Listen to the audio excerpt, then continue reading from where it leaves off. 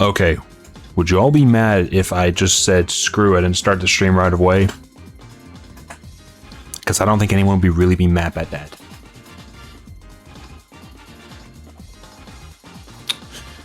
Yeah, let's just stop that right here. Okay. Oh my god. Clusterfuck. Absolute clusterfuck. Sorry if I seem a little, out of it, everyone. I had the weirdest instance of fixing and troubleshooting OBS for a minute before even getting on here. To like 30 whole minutes. Just because, I had to relog into OBS for some reason, even though I was logged in on the app. Technology fucking hurts, man. Technology sucks, and I hate using it half the time. But regardless, ladies and gentlemen, I hope you all are doing well. Today, we are going to be reacting to the new Sony State of Play. I originally had a couple of little pre-show discussions to go through before we got into the stream. But that is not going to happen now because, well, we only have like 10 minutes until the show. I'll pop up it on the screen. Yeah, 10 minutes until the show right here. Big effing oof. I love it when my shit doesn't work. It's so fun. But anywho, I think it's at least... I think we at least have a couple of funny points to make about here. Let's take a peek here. I saw something on Twitter earlier, and I wanted to see if this was true or not. Let me look. Hold on. Yeah, here it is. So... Let me mute. Oh, I'm used to Opera. Hold on. I'm used to Opera and their thing. I'll just pause it. It's fine. All right. We're going to check out quickly this weird pre-release trailer for Toy Story Retro Roundup and Toy Story 3 Complete Edition. It is I believe it's a remaster of the Toy Story trilogy licensed games for our current systems, I believe. I saw this out the blue while I was driving for work, and yeah, no, they, I want to see what this is about real quick. It's like 2 minutes. It ain't gonna take up a lot of time, but I thought, hey, it was the most noteworthy pre-show announcement, so yeah, let's check this out real quickly. Toy Story Retro Roundup and Toy Story 3 Complete Edition. Let's see. Atari presents the next collection from Digital Eclipse. Those guys sound familiar. Oh. So practically, yeah, all the classic games. Toy Story 1, I saw the NES or SNES version of that. Toy Story 2, Buzz Lightyear to the Rescue, very underrated PlayStation 1 game. Toy Story Racer, also an underrated PS1 game. And then Buzz Lightyear of Star Command, that was, I think, based off that show. I don't really know what to make of a lot of that, but hey, it looks cool. I don't know the last one. I know these ones. I don't know this one. Ah, they're going back to doing interviews. That's neat. Yeah, we were trying to just make the best Toy Story game was ever made. And they have all the pre-designed stuff. So it's a full-blown, like, collection with all the... Oh, and it has, like, the Game Boy versions of these titles, too. Oh, that's crazy.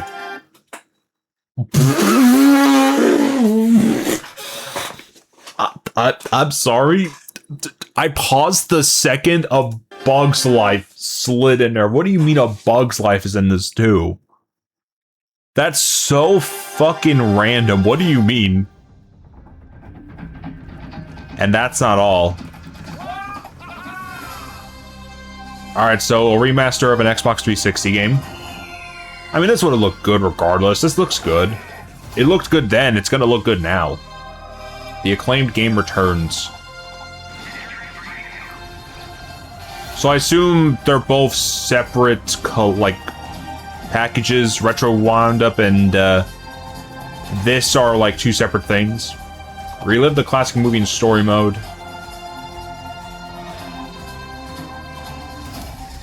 Play your way in toy box mode.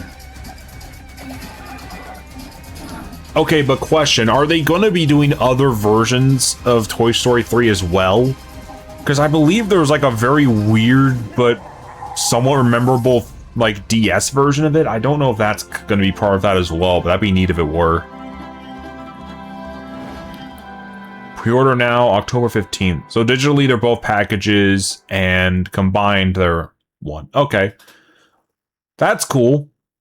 Happy I got to see that. That actually looks pretty neat. So it's going to be I think the different versions of Toy Story 1, then Toy Story 2 Buzz Lightyear to the Rescue. I don't know what versions exactly they are, though. Does it say in the description?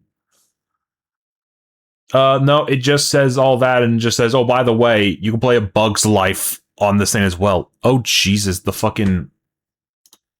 Can I turn on... I'm gonna turn on dark mode for this. I did not realize... Hold on.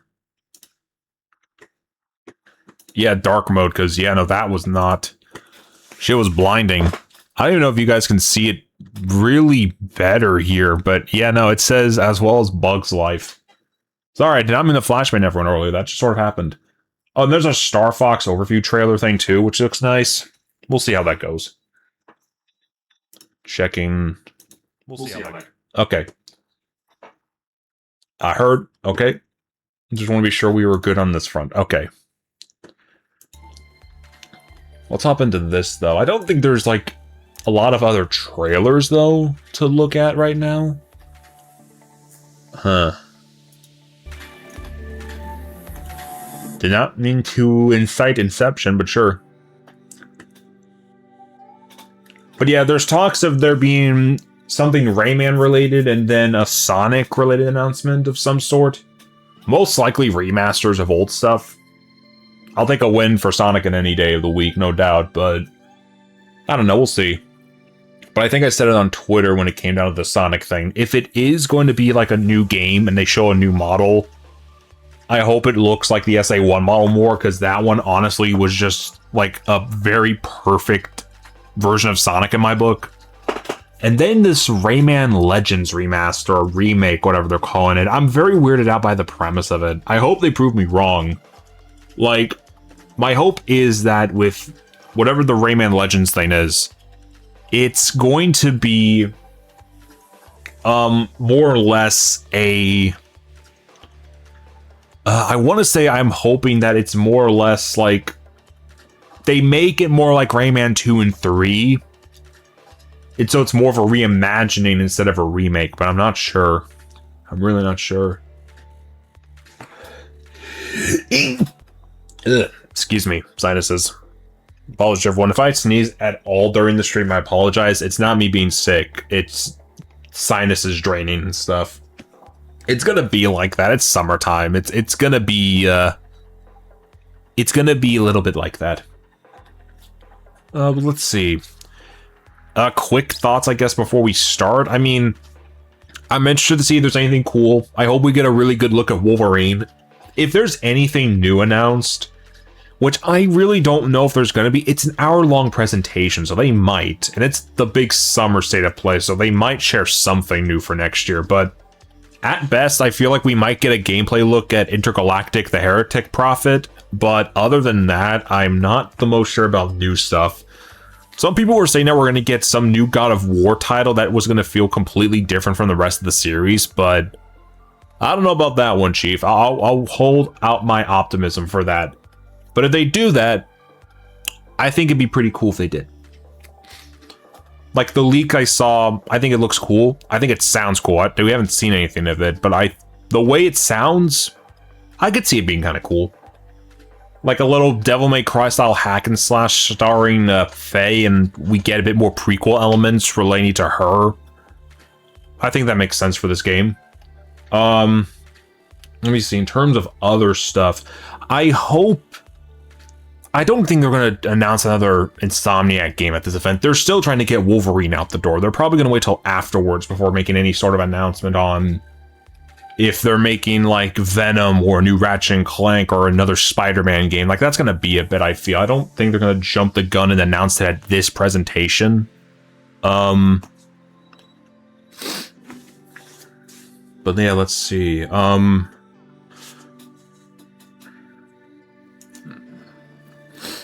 Yeah, no, part of me, I don't know what to expect from this. Like, they have an hour-long presentation, and they are hyping this thing up like crazy and having it play at, like, theater houses around the country. So they're expecting there to be something big. Like, there's going to be some big announcement here that's going to shake things. I don't think it's going to be Grand Theft Auto 6, right? Unless it's a remaster. Rockstar Games usually has... Rockstar Games has not included the GTA 6 trailer in any presentation. They'll probably just drop it on a random Tuesday next week for all we know. I don't know. Next week or sometime around then. I don't really know how that's going to work, but hey, power to them if they can make it look good. But okay, final thoughts. I hope every game here, and I'm looking directly at y'all. I'm looking at you guys specifically. I'm looking right at you. I hope every game we see here looks cool and is going to be pretty fun to play eventually when they come out. That's all I'm going to say. Let me see.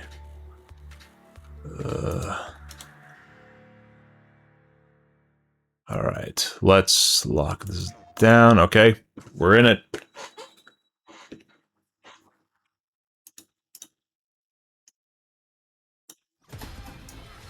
Up, right into the gate.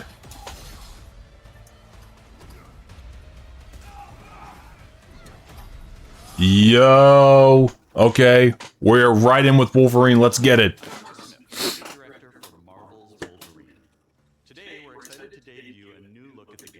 Finally. Wolverine is in a race against time to rescue a group of kidnapped mutants before they're shipped off to parts unknown by cybernetically enhanced mercenaries known as the Reavers. Okay. Baller premise. Oh boy, we're gonna see some X-Men.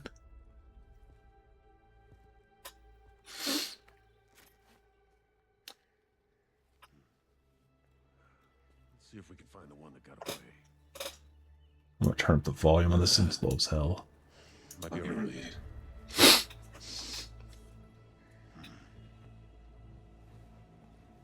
Looks like she took off into the industrial park.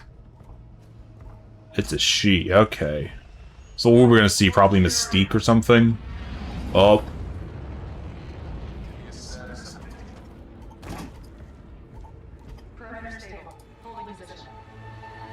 Oh boy. Damn! Oh, the blood looks a little finicky, but that's okay.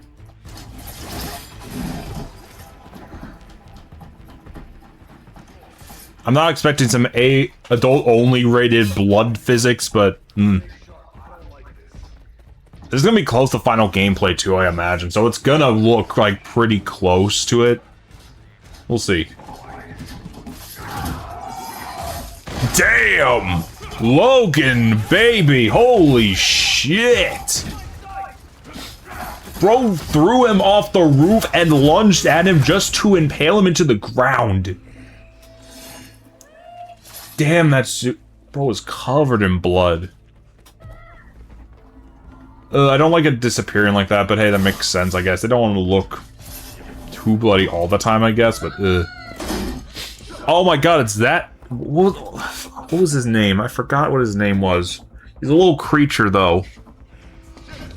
Cool little feller.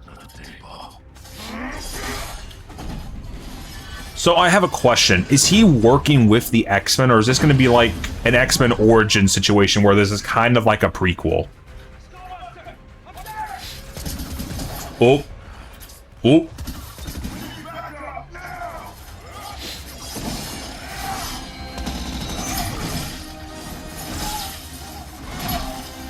I don't know how blood comes out of mechanical parts, but sure. Huh? Oh. Hello, Gene. Long time no see, old friend.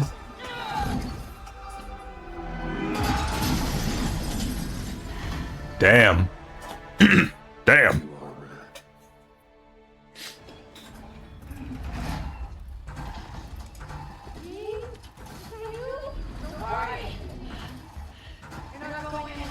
I'm gonna turn this up more.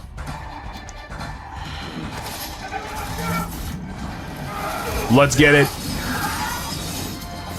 Also, you can just cut a bunch of people up at once. That's sick.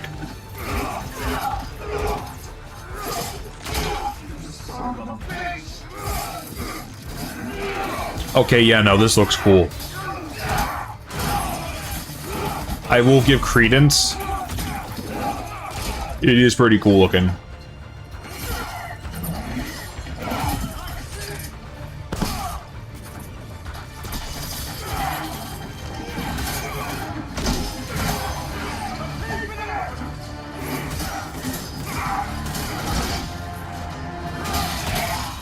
Damn! You did not need to do that, but that was cool as hell.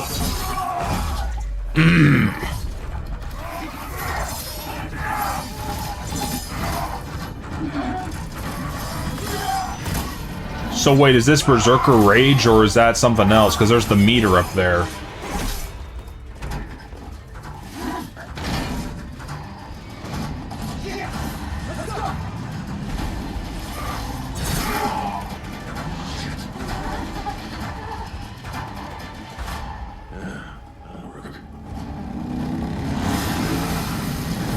Alright, Logan with the bike. Let's get it.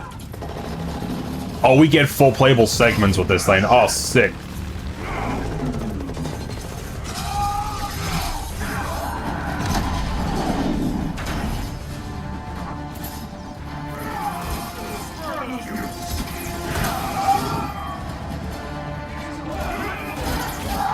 Yes, he is. He's the fucking Wolverine, baby.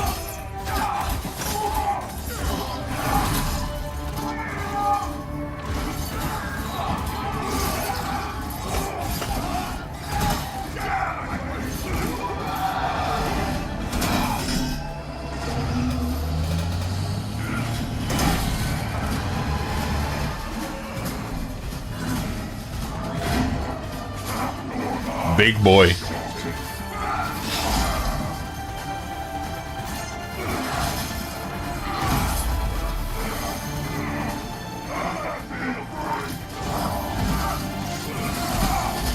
Oh shit.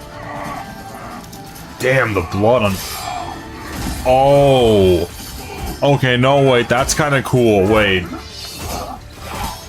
Somewhat... You can... What, is it some kind of last stand mode or something, and you're just able to, like, activate a heal on the brink of death with, like, a buff or something? I don't know. I don't know what their equivalent of that's going to be called in this. Logan, baby, that might not have been the smartest move. You were still on there.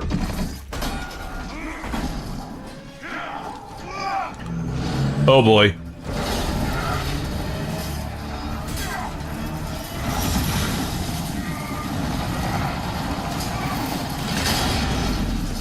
Damn!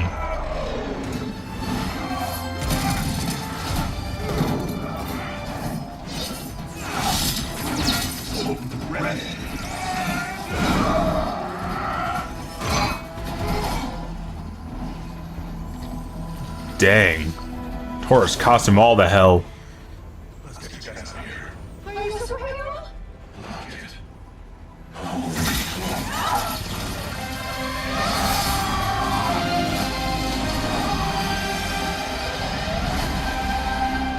Okay. I likes what I see. Patch, freaking. Okay, yeah, no. Omega Red, Mystique, sick, Madripoor, Jean Grey, human-sized Sentinels? Sabretooth. Oh, dude, he looks good. I like that. He really... Damn, he looks good. Oh, and he gets the brown suit. Let's fucking go. Okay. Okay, yeah, that's all I had to see. Damn, that looks good. That looks great. Hope you enjoyed that new look at Marvel's Wolverine. This is a single-player, action-adventure game featuring a focused, story-driven experience that will send Logan on... Insomniac has really just been carrying the PS5 this entire generation. That's crazy. In this game, mutants live in hiding, fearful of those who would hunt them down, while most of the world doesn't even know they exist. As you saw, you'll encounter iconic Marvel characters like Jean Grey, Mystique, and Sabretooth. Some folks can't wait to die. We also showed you Bro, comic accurate Sabretooth like that has been sorely missing. Jeez. fluid and visceral. I know they had that version in Deadpool Wolverine and then, what's his face's name from Origins, but I don't know. PlayStation 5 consoles. None of them were really that scratching that itch. That guy looked like Sabretooth. 2026. I hope he's just as deranged as he is in the comics. That's the one thing. Today, at the end of the show in select markets. And we get to pre-order at the end of the show. Nice. For more information. Very nice. Everyone at Insomniac Games. But question though, are we getting a collector's edition of it or not? Because that would be a big deciding factor for me. Coming to PS5. I do want to see if there is a collector's edition after this. We'll probably look at it later. Hello and welcome to State of Play. What's up, Sid Schumann? Marcus and the whole team at Insomniac for that extended look at Marvel's Wolverine. We've got a ton That was pretty cool. I'm not gonna lie. updates from both PlayStation Studios and third-party studios from around the globe. Let's Yeah. get to it with the latest from our friends at Arc System Works, XDev. Oh, we're getting another Token Fighting Souls trailer. Is it the Doom trailer? Do I get to see my man Dr. Doom? Prepare to face the supreme master of the pugilistic art. I'm not even gonna sugarcoat it. These, huh? Actions are worth more than any word. Dog. Is to fight. You have defeated so many, Oh, it's the Doom trailer. Let's go. but you never fought Doom. Let me show you why you should kneel. Oh my god. Your works are mere trinkets. My genius is endless. And now Damn. you made promises, Doom, and those promises. Magneto. Let's go. Oh, hell yeah. My dearest Aurora, mutant kind shall rise, and I will be the one. Okay, I think the stream audio is fine. For that, I mean. Oh, we're getting the Green Goblin. Okay, yeah, no, that's sick. I assume that's Steve Bloom voicing him. That sounds like him. Oh, hell yes! Carnage!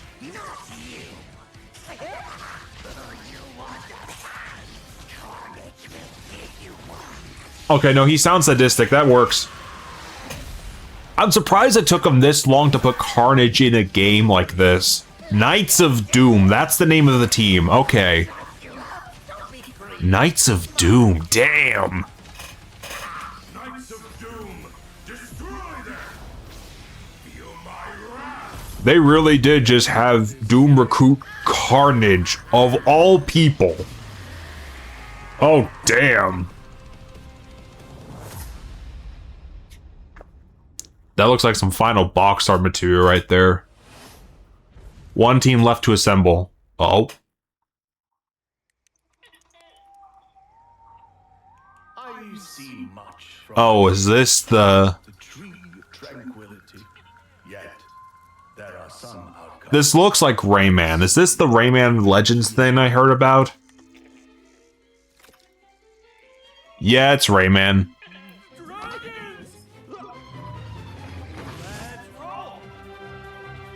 Oh my god, they really are just remaking Legends. Your heroics will no doubt be the stuff of tales twice told throughout the Glade of Dreams. Twice told throughout the Glade of Dreams. Calming biscuits?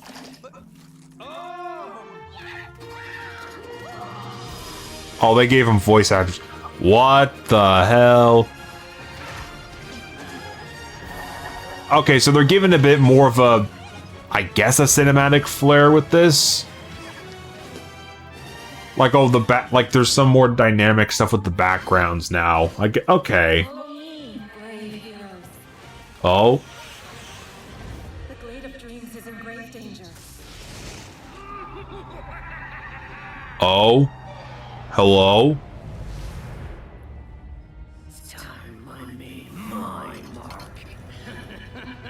Oh, is that Mr. I don't know how I feel about the voice for Rayman. A little bit of a chance.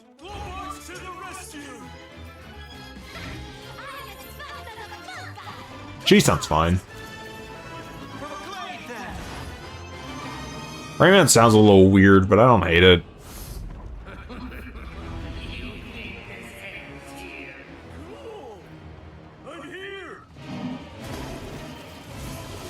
Okay.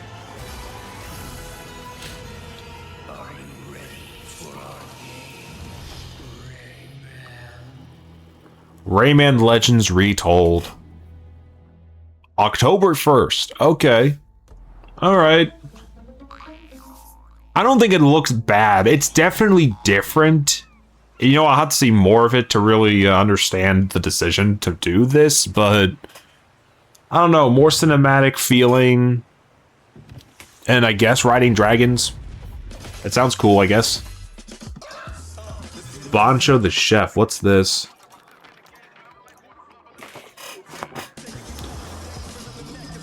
A slow-cooked prequel.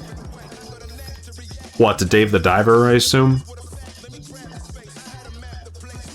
About the making of a master.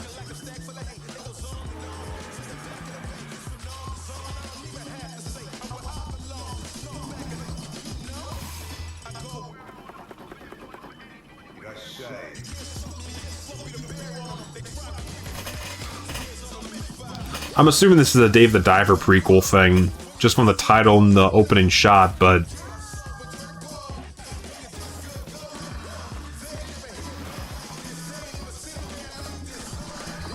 I mean, it looks like a fun, cozy little cooking game, not too shabby. Bancho the Chef, wishlist now in development for PS5.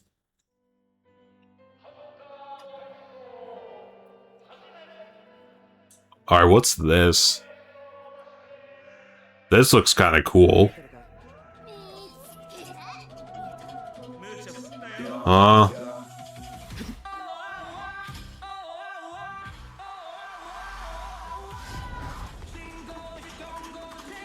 Have I seen this game before? I feel like I've seen this somewhere.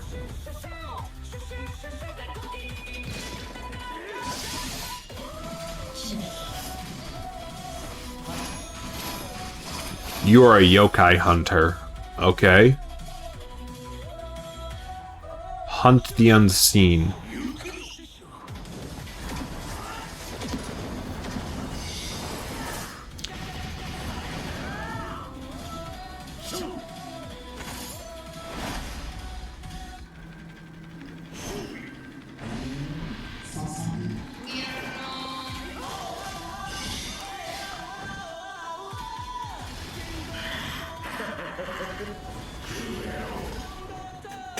You are not alone.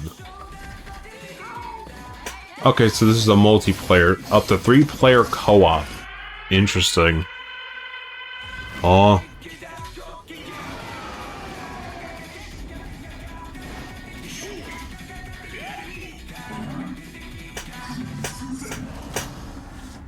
Death is only the beginning. Huh. I like the style of it. It definitely looks interesting. Like, environment-wise, it looks really well. Like, I don't know, I like the environments. I think they look cool. Kamuri. Yeah, I think I saw something of that before, right? Coming 2027, wishlist now, PS5. Yeah, we're gonna see a lot of that. Oh, that's why. Wait, this is the one... This is from the... Ghostlight Tokyo devs, I think. I forgot the exact name, or like one of the... Some of the developers of that. This is from those guys. Yeah, that's her. Okay. Yeah, I mess with this. This looks cool. I could be wrong about this part, but I think it's from the Dishonored developers. I think. I definitely know their last game was Ghostlight in Tokyo, which I think had a kind of similar premise to this. Hunting yokai across Japan. Though this one is definitely more of a high-octane, anime-themed action title, more than that was.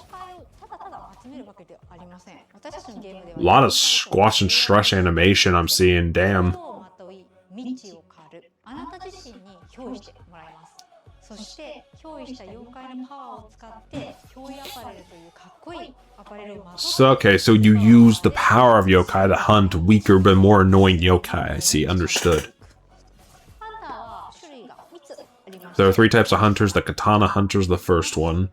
もう一つは弓 Another is the bow hunter. Finally, the shaman. 皆さんお気づきの通りマルチ Okay, so you have sword archer and mage users. Gotcha. 暴れて死にかけて妖怪 Run wild, narrowly escape death, and as yokai hunters. Oh, hang on 1 second. 嬉しいです。私たちはカオスをお届けして笑いをお届けしたいと思って Sorry, had to answer someone. あの世に最も近い都市ケムリシティへようこそと言いたいところです。 Welcome to Kamuri City soon, but it is still in development. Understandable. 落としていきますので We'll be sharing a lot, so please look forward to the world of Kamuri. 楽しんでください。レッツケムリ煙っていこう。 Kamuri. シュシュシュ I hope I'm pronouncing it right. シュシュシュカカカカカカ。 You know, there's a reason people were doing a lot of art of her. She's really cute. Alright. Next. Tomb Raider, Legacy of Atlantis. Alright, we get to see more of this now. Okay.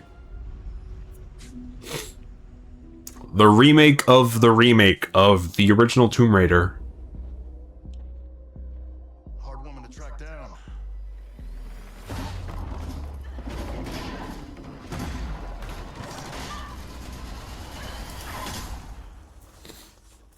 Well, you found me.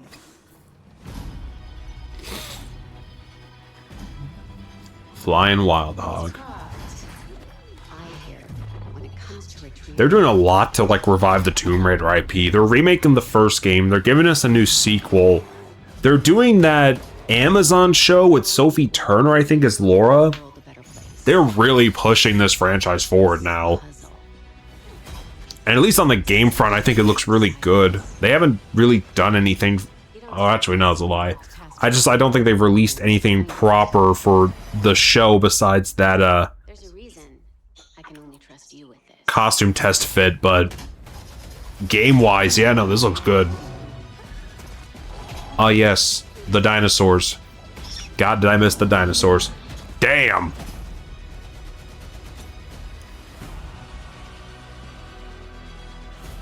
Experience the adventure. Panther that defined the legend. Sick. Whoa. Gotta say, I captured your good side. Heh. You're assuming I've got a bad side.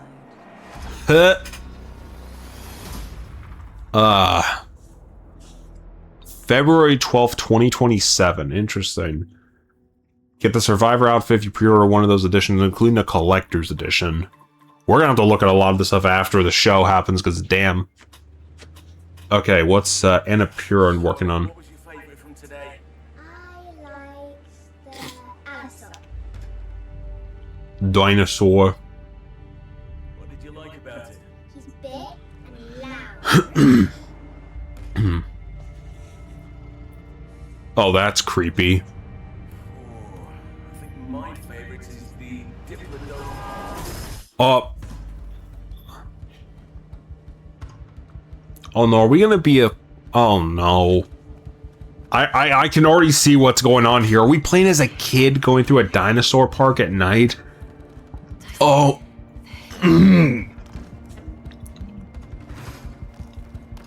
Oh no. Oh.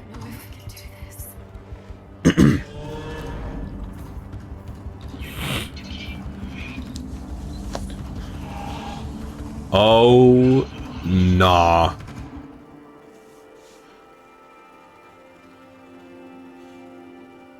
There's always a choice. The Lost Wild, coming 2027, wishlist now. There's been a... I've seen like this weird little uptick of like dinosaur survival horror games. Capcom, you guys had the opportunity to do a Dino Crisis remake for years and you still haven't. What is wrong with you?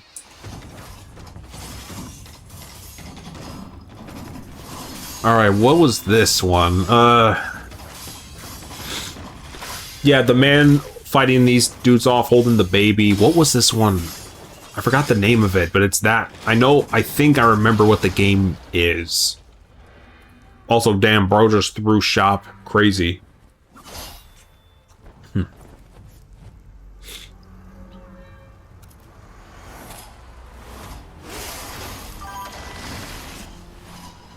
We don't care about that. Yeah, just shut your ass up.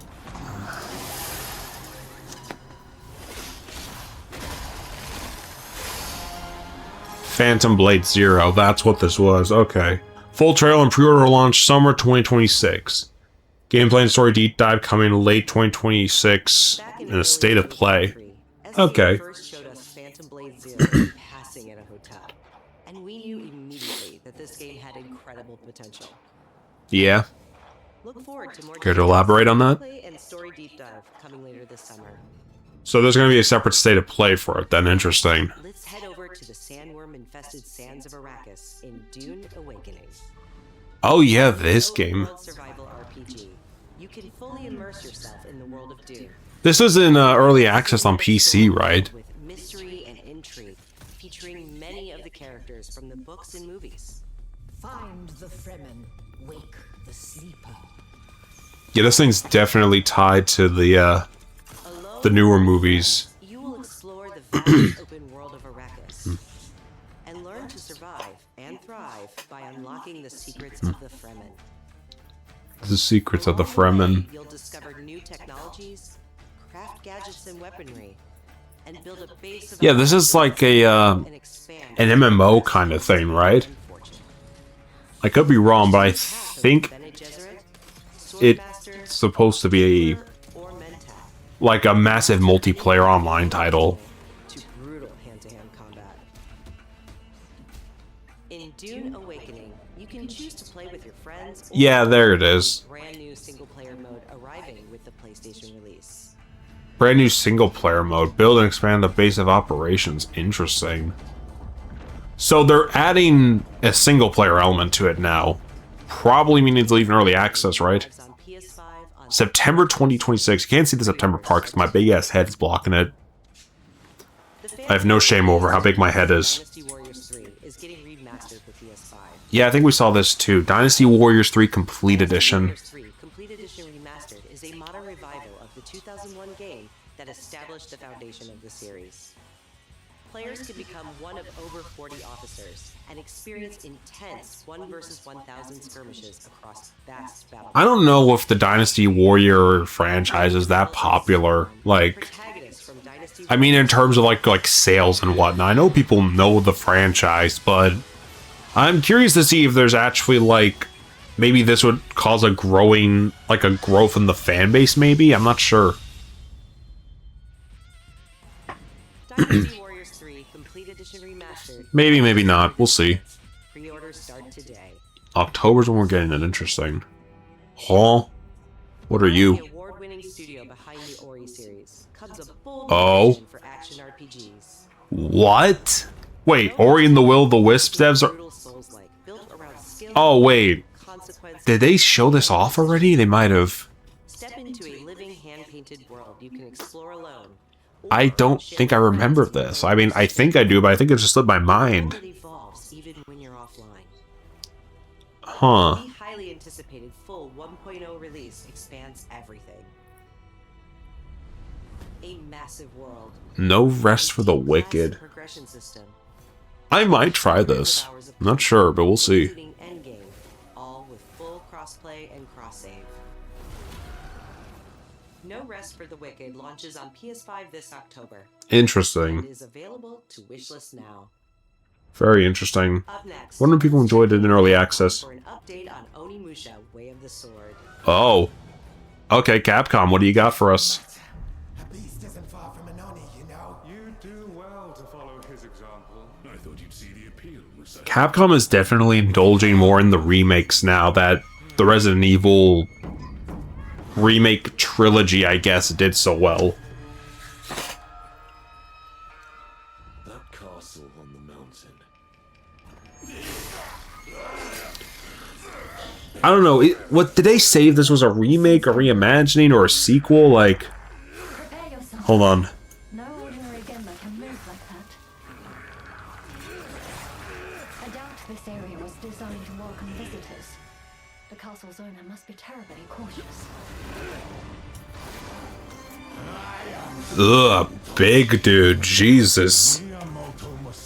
My God, you're huge. Looks like... Kinda looks like my best friend's dad, the fucker. Holy shit. Pardon my French, but, holy shit. Big boy. Yeah? So you've lost. Will you swap the sword for a trowel? Like hell I will. Interesting. What then? Are you going to start taking human souls? If human souls are what it takes. Musashi, if that's the path he walks, I will follow. I've chosen to trust Musashi's judgment in all matters. Ori departed. Give me every ounce of power that you have. In return. Then get going, Onimusha. Interesting. September 25th. So we are getting it this year. Nice. Very nice.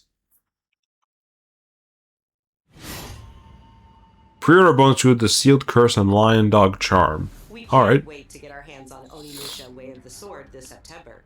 But you won't have to wait long to try it yourself. Here's one more update from the Onimusha team. Onimusha Way of the Sword. Oh, we're getting a demo. Oh God, I'm gonna have to try this now, aren't I?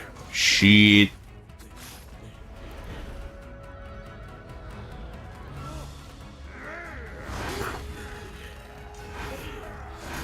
Okay.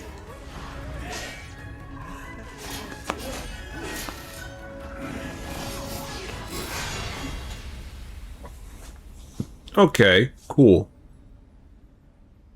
Demo bonus is a handy Kubi Akari charm. Okay. Oh. Silent Hill, I think? The town, a townfall, whatever it was called. I think that's what this is.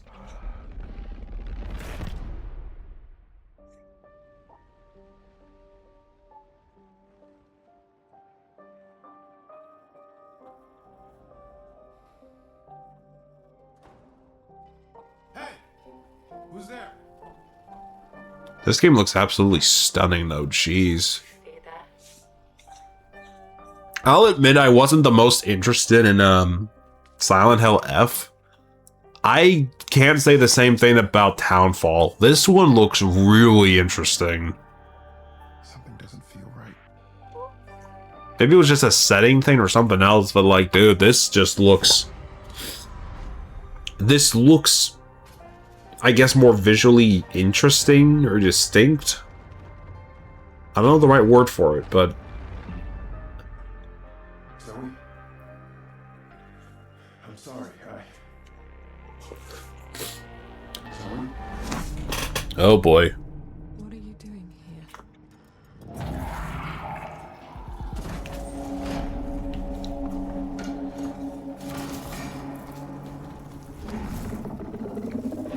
here? Ooh, big monsters. Okay.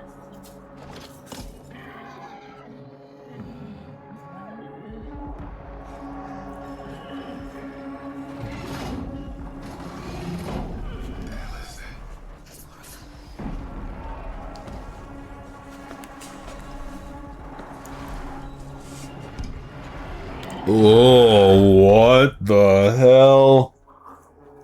Oh, that's...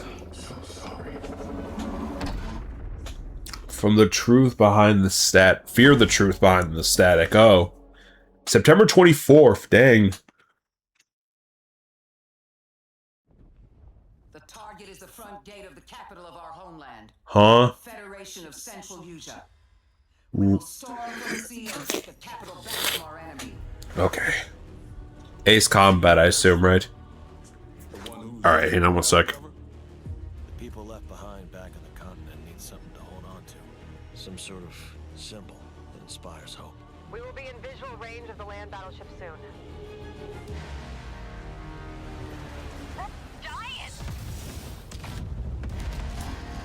Okay, I literally get done with that and I see some type of futuristic gunner ship. What the heck? Oh.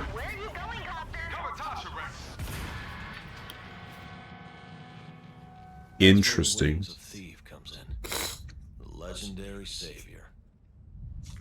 Dee wants the legendary savior to get as much publicity as possible. More exposure, the better.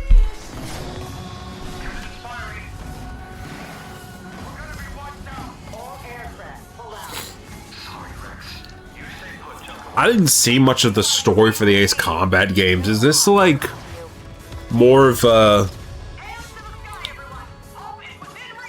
I didn't realize there was like all this story to it. That's interesting.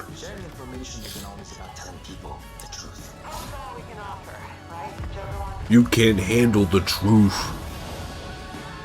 It looks like a much more futuristic kind of pilot kind of game, if anything. Like, I don't remember there being, like, much of a flair to the past one. Like, it looked like a fairly modern military flight simulator game. This one, like, has more sci-fi-ness, I think, going on with it. Like, it looks... I don't remember the exact words for it, but... Wings of Thief. Alright. It looks a little more interesting than it did when I first saw it. Like, oh, another Ace Combat game. Now I'm like, oh... Oh, there's actually a bit of meat on this thing, okay.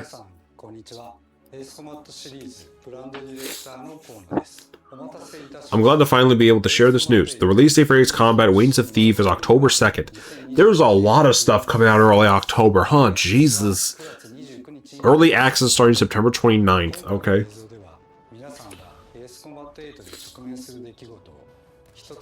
Into a condensed 2-minute clip giving meaning to every single shot. Okay. So freely through the skies, we're going to throw dogfights in a dramatic, heroic adventure.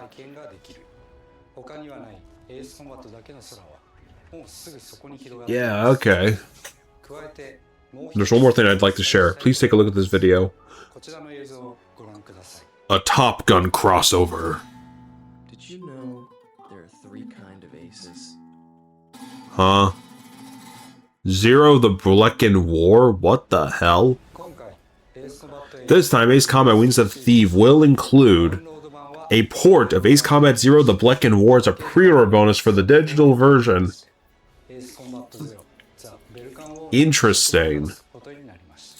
Very interesting.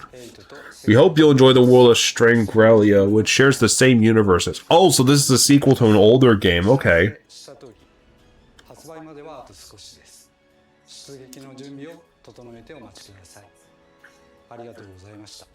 Thank you so much too, my man. The game looks really cool. Alright, what's next? What else do we got? Saber, alright.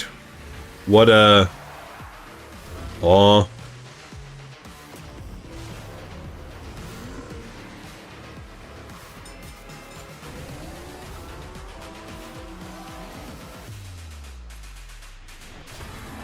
Okay, pal.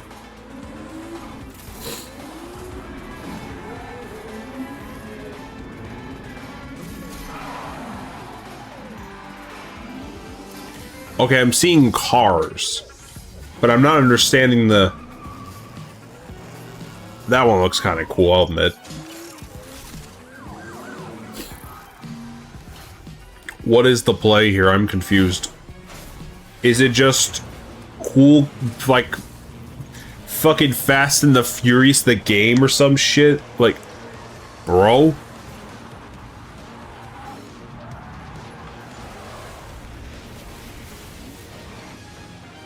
What the... Wait, that's the frickin' DeLorean. What the hell are you doing here? What the hell? Who's inside of it? Wait, what's going on? Huh?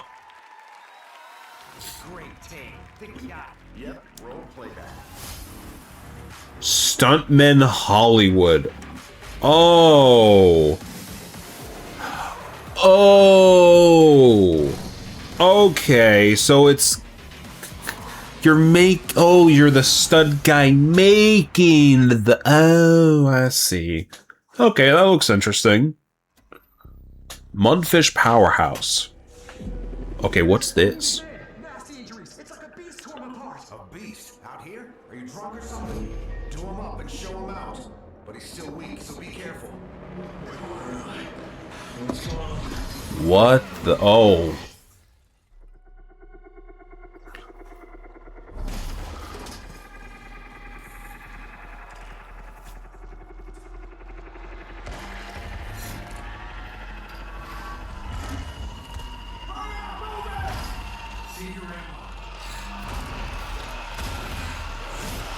Dang. Ill. Die, bastard. Oh yeah, this game. And you're tough.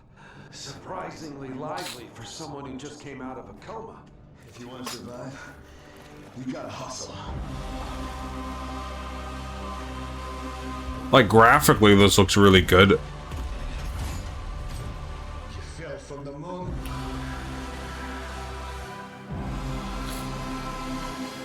I will help you, but you must not go there. I'll take my chances. Turns out I'm lucky man. Okay. Whoa. So it's not just zombies, it's like... I don't know what the hell you call this. Oh. Oh, not the baby. What the fu- What? What? Well, good luck. Keep quiet in there. Interesting. Very interesting. This is like, what, the third survival horror of the direct, I think? Or... Oh. Oh, Controlled Resonant. The Control Devil May Cry spin-off. Something is coming. I have to go. It felt like an earthquake. But it was just a paperclip. Falling off a desk. The tiniest tremor before the main event. Just... I know what they put you through. You never had a chance. P6? Wait a minute. 2 days before the lockdown fell, an uncategorized resonance appeared in Manhattan. As things stand right now, Dylan, you're our only shot at survival.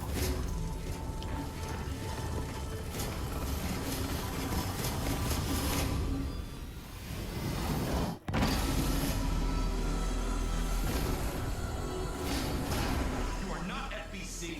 You're not even fucking human. The FBC locked me in that cell for years. Forgot about me. The hiss. It was a way out. People can change. The past doesn't matter.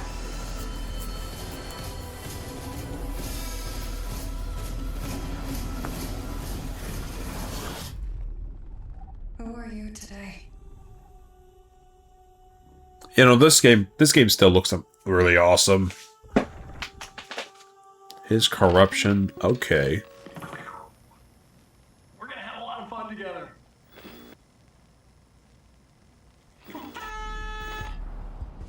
Okay, you know, definitely really cool looking. I'm curious to see more of it. Maybe they'll do a demo or something, I don't know. Okay, what the heck is this?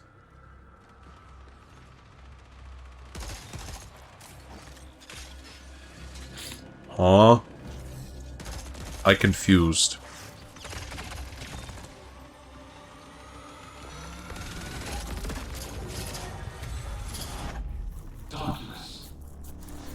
Yeah, this is Marathon, okay. So question, is it still going to be like the multiplayer thing, or is there actually going to show a single player campaign now?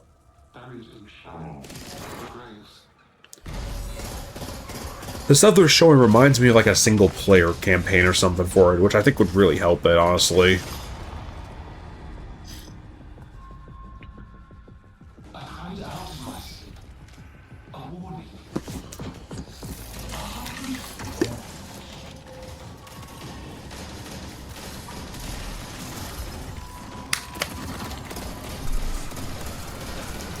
I mean, I'm not the most interested in Marathon, but I am curious to see if this game does end up being better than what a lot of people thought it was going to be.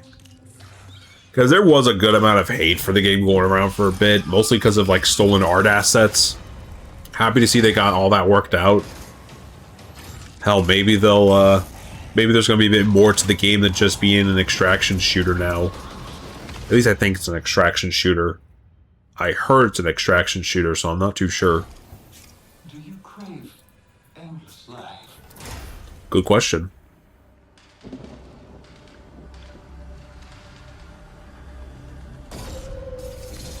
Marathon. News Zone, Night Marshal. Oh, it's an update. June 2nd to June... Okay. Wait, did the game already come out? I'm confused. The dangerous and cutthroat world of Marathon expands today with its second season. Oh my god, it already came out! Bungie announced an open trial period. Wait, no, I thought it was like... You'll also be able to pick up Marathon at a discount. Okay, interesting. So we're getting an expansion for it. Okay, my bad. Up first, Huh? Beloved Fantasy World is finally coming to PlayStation for the first time. What do you mean by that? RuneScape Dragon Wilds is an Oh. open world survival game where you rise from survivor to dragon slayer. Interesting. Play solo or with friends as you explore Ashenfall, a beautiful, dangerous new frontier in the RuneScape universe, where power is earned and every action deepens your mastery. With magic at your command, cross deadly terrain, mass forage in seconds, uncover hidden paths, and outmatch brutal monsters. So wait, is this a new game, or is this like a game that's been out for a while? Master magic, melee, A little confused about that fact. and push deeper into uncharted regions of Gielinor. Build a home together, farm the land, and fish the waters. Make it yours. RuneScape Dragon Wilds arrives day 1 on PlayStation Plus. Oh, it is a new game. Okay. But it's not going to be out till fall. Okay. Next up, here's a preview of games coming to the Classics catalog over the next few months. Okay. In June, battle colorful enemies with musical instruments. I have no idea what that game games is. from the PS2 era. What? Gitaru Man. That sounds like some cult title. I don't know. Huh? July, PsyOps the Mindgate Conspiracy joins the Classics catalog. Interesting. Mixes run and gun gameplay with psychic powers. Running gun gameplay with psychic powers. Yeah, that looks familiar. Kind of. I don't know, I thought it was Time Splitter for a split second.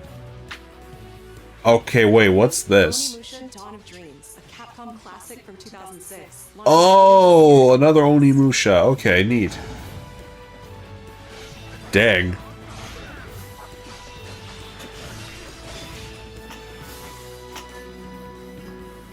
Alright, that's cool. That's pretty cool. Oh. Oh. Oh, Fire Sprite. Akashino Island, haunted by dark stories. What? Confront the evil, corrupting paradise. This is Dead True International.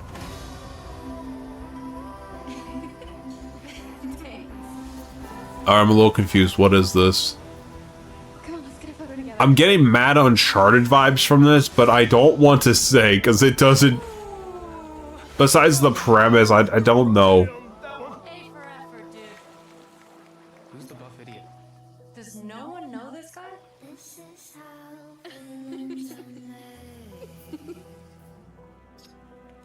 Oh, you two haven't met yet, right?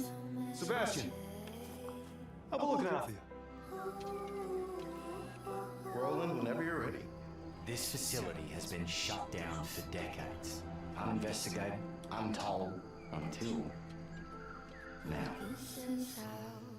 So the long story short of it is, they fucked around and found out. Did you hear that? Knight, are you out there? Oh. Oh. We gotta go.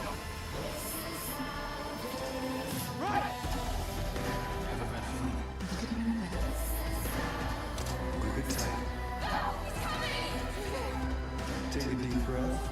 Interesting.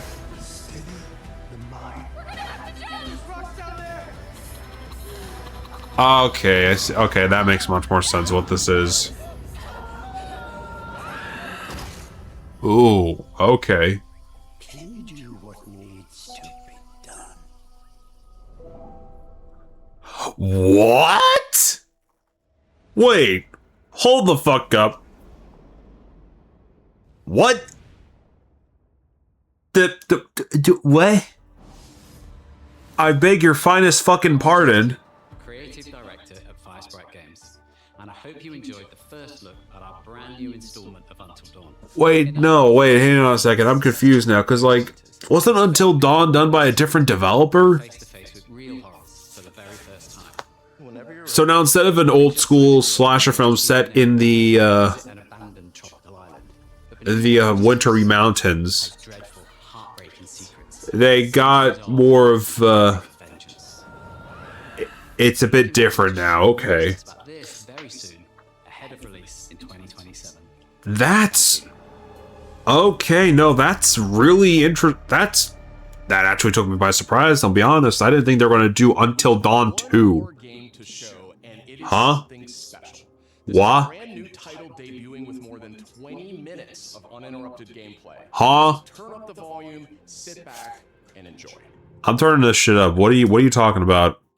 What is this? Okay.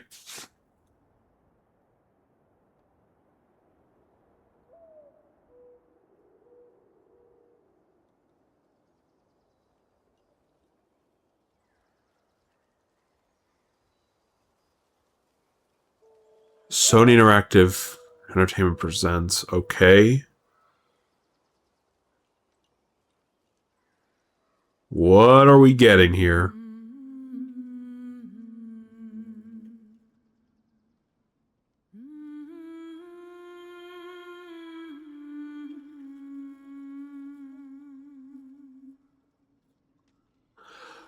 Okay.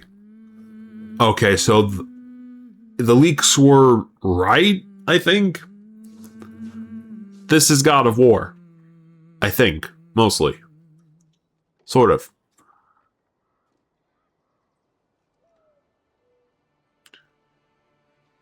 Find your way home. Okay. You are free.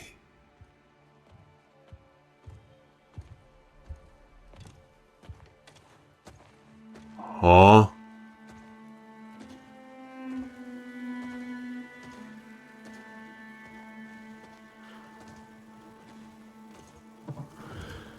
So this is like... Okay, they're showing her death.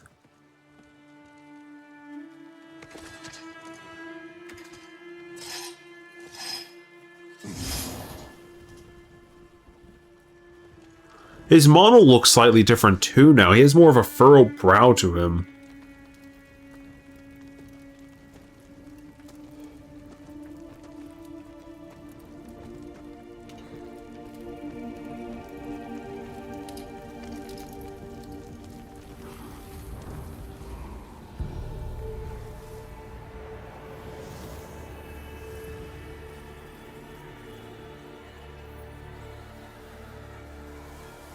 What? Wait, are we gonna see the realm beyond or whatever? What the hell?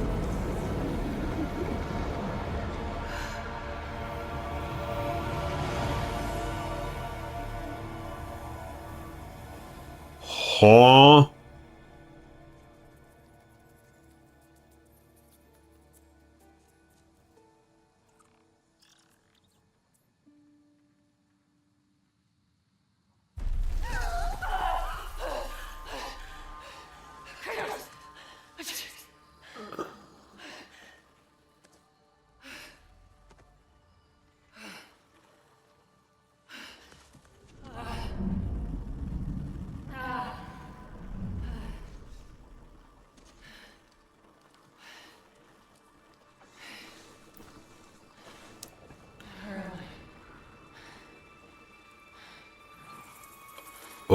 Okay, then.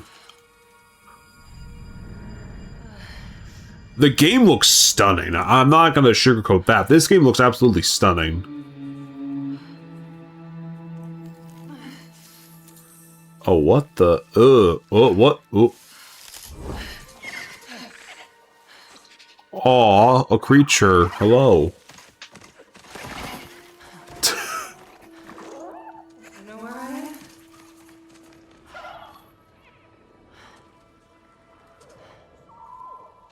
So did she actually, like, transcend to the...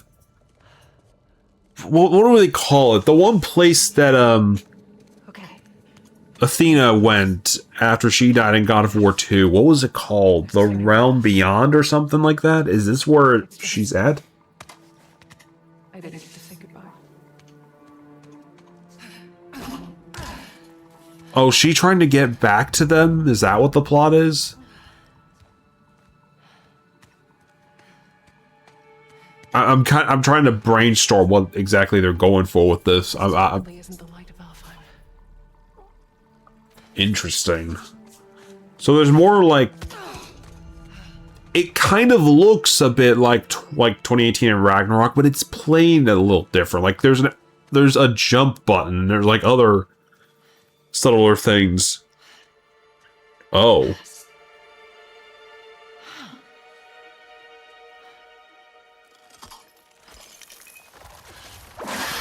Oh, damn.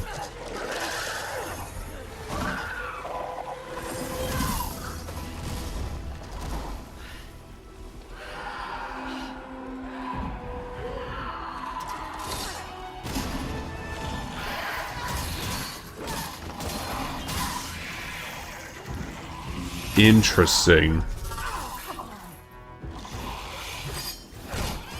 Damn. Damn. Shouldn't have been that difficult.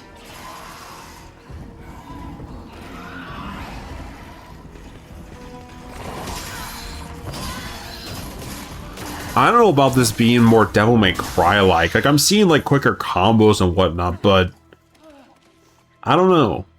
Yeah. Armor. Good idea. About to raid a man's corpse, that's crazy. But fair, honestly, in this situation.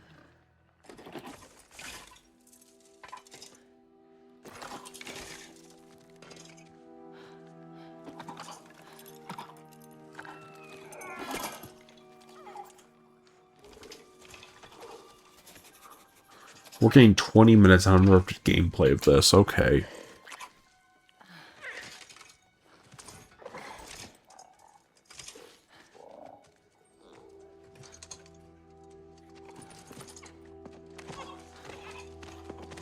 Now, how about a way out?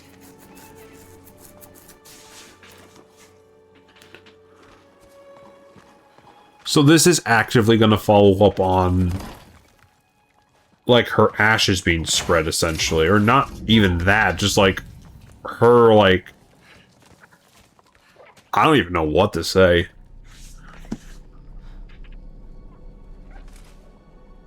Guess I'll find my own way from here.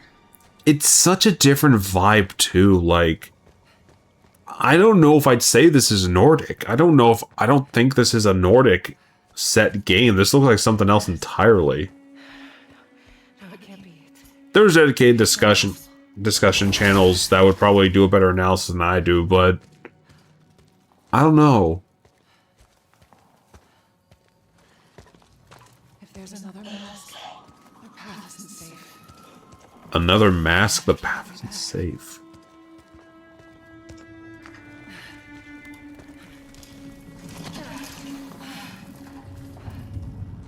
Yeah, no, after being jumped by a giant plant like earlier, I would absolutely be tensed up walking through this place.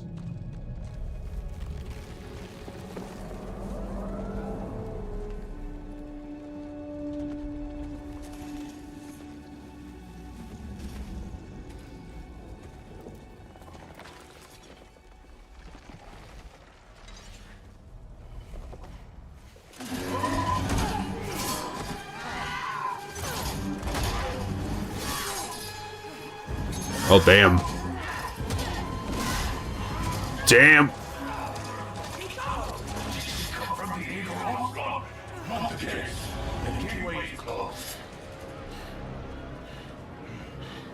Oh, what the...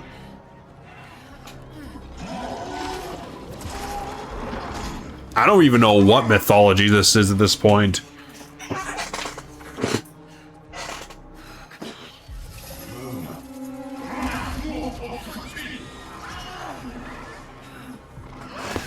Is this like Japanese mythology? Because, yeah, the armor men look kind of similar now. That kind of looks like a kitsune. Sort of. Kratos really isekai'd his wife into an entirely different mythology. That's crazy.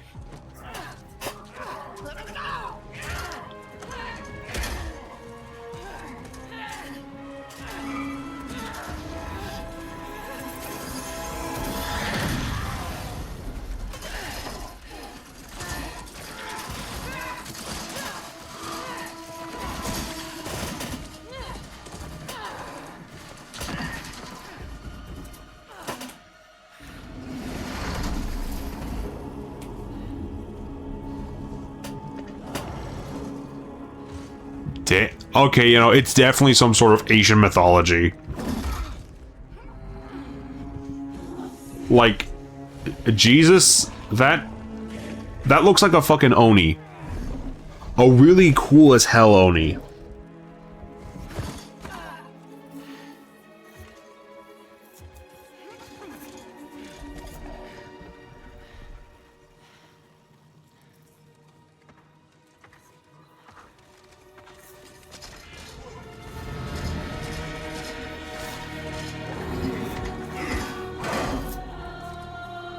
Okay, that guy looks... The Oni looks like a Chinese-Japanese setting. This chick looks like she's from Egypt. What the hell? I am very confused.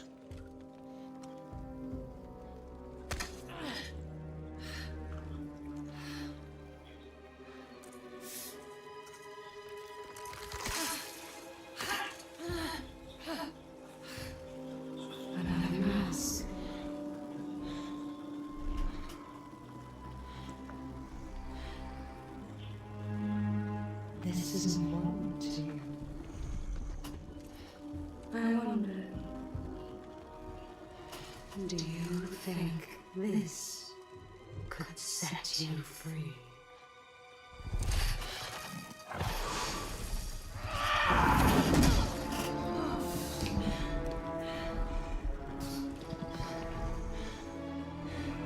Touch me again, and I swear, I will kill you. Would you like to see how hard it is to die here, Gandhi? I can show you. Yeah, no, I have a feeling you just fucked up, pal. I don't know the power scaling, but this woman canonically fought Thor and Kratos to at least a standstill. So you probably are messing up big time with this. I'm sorry, pal. I don't know what to tell you.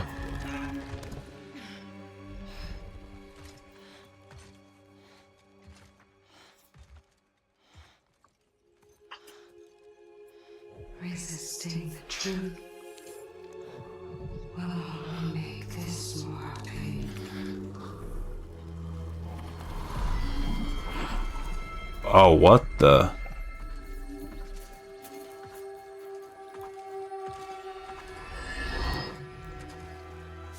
No, Betsy.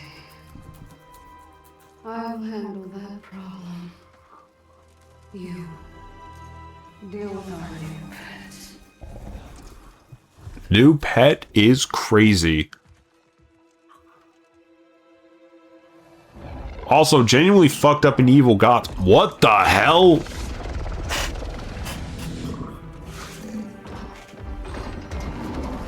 That's just a gigantic fucking, Oh, he's made of... Ooh. So from what I'm gathering, this is set in the afterlife. And there's like gods of different mythologies here, I think. That's what they're going for.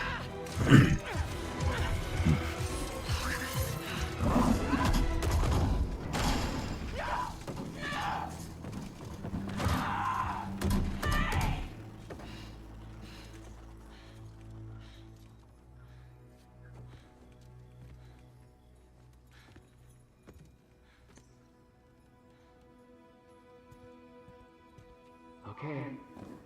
I think they're gone. Just be careful. Huh? Wait. Is that? You're different. You're a cube. Talking. You know what? It doesn't matter. How do we get out of here? Yeah, we've tried. There's no way out. Then you're a talking sword. I'm not the sword. I'm the ribbons, obviously. And my name is Rue. The cube is Frank. I'm Faye. There has to be a way out of here. A way out? But you're not even all here. Is that cube voiced by Jack Quaid? I could tell his voice immediately. It's like you're holding something back.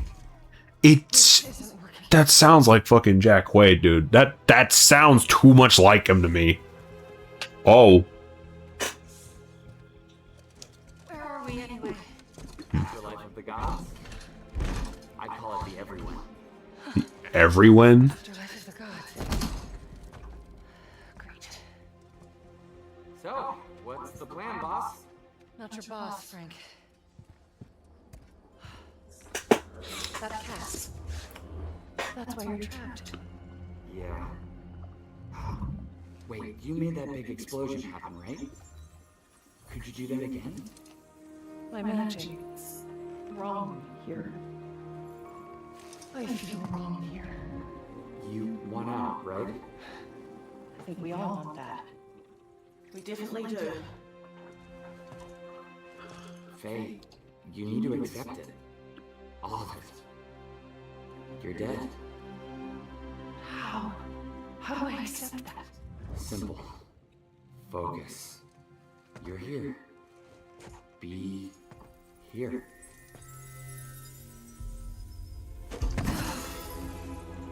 What if I need to be somewhere else? Then focus on what you do need.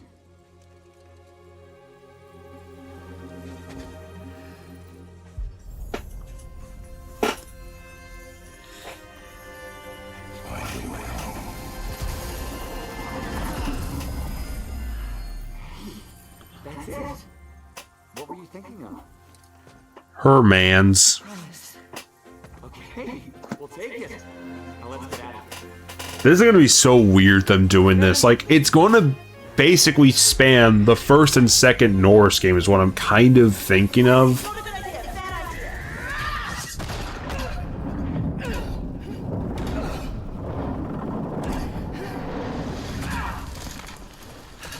Well, that'll do it.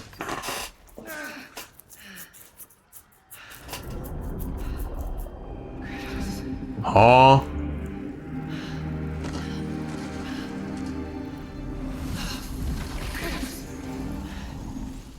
Oh, she imagined him. Yeah, no, I too fantasize about Kratos sometimes.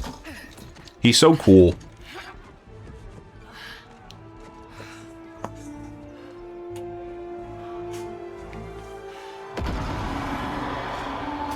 Oh boy. Oh boy.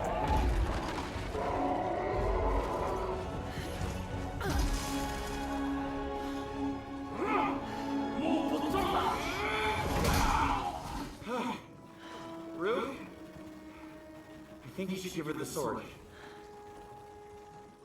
How do I know I can trust her? I'll give it back. I promise. Okay. Take it.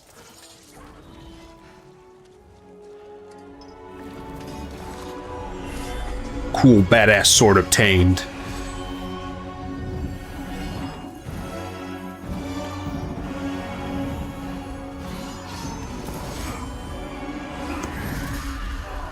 Damn! You kicked the soul out that man's body. That is insane.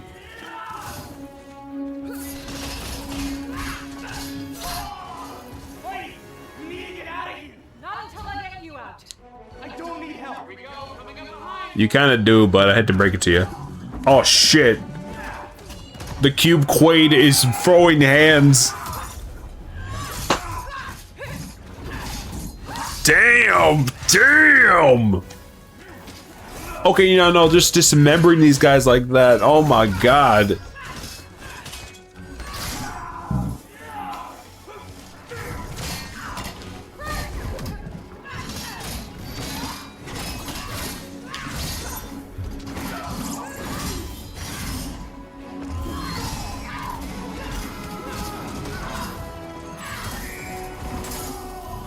Got an idea on opening that cage.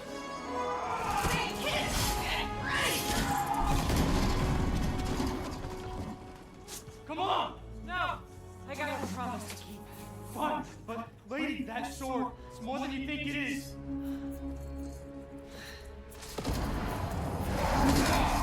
Oh boy.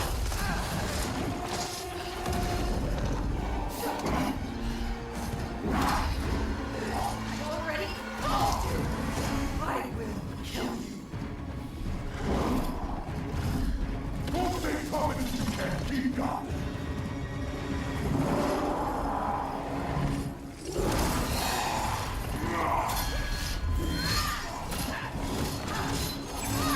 It does still look a bit like the, just like a more evolved, free-flowing kind of version of Ragnarok's combat, if that makes any sense. I can see why some people were saying it was more Devil May Cry-like, but at the end of the day, it's still a God of War title. It's just a spin-off with a different lead. I think.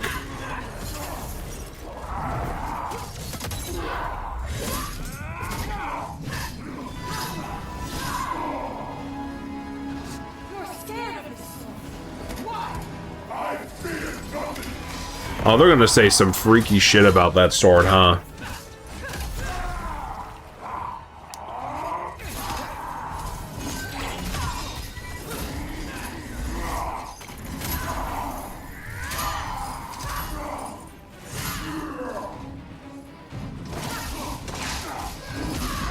Oh, damn.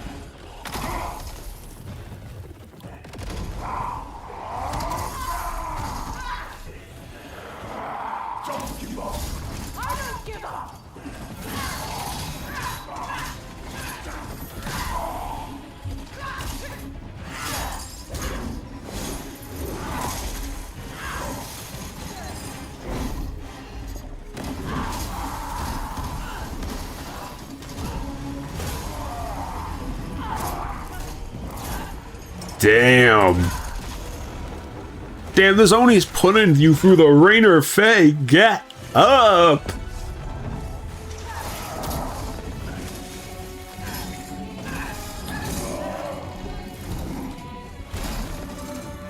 Oh.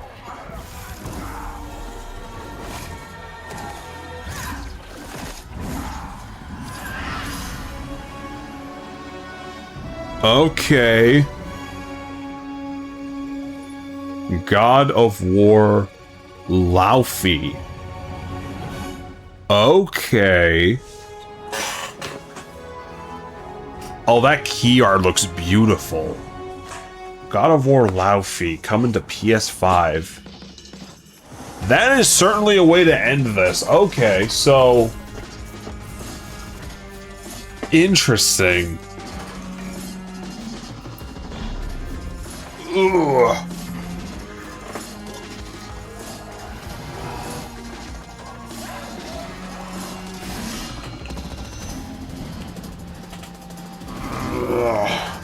Alrighty. That looks about it for the state of play. Yeah. Yeah, there's no Sonic definitive thing here either. That'll probably be at Summer's Game Fest on Friday. If anything. I don't know, I think they had a pretty nice showing. A couple cool titles here and there. Some really cool first-party updates here and there. Wolverine looks sick. Laufey looks really cool. Marvel Token still looks interesting. God of War Laufey in development. It looks like it's very far along, though.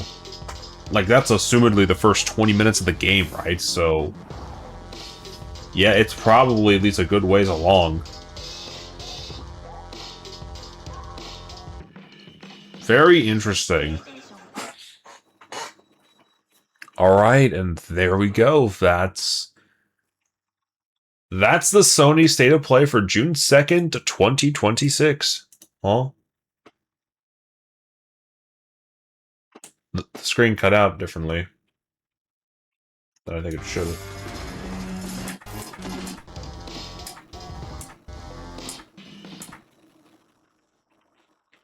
Yeah, cut out funny.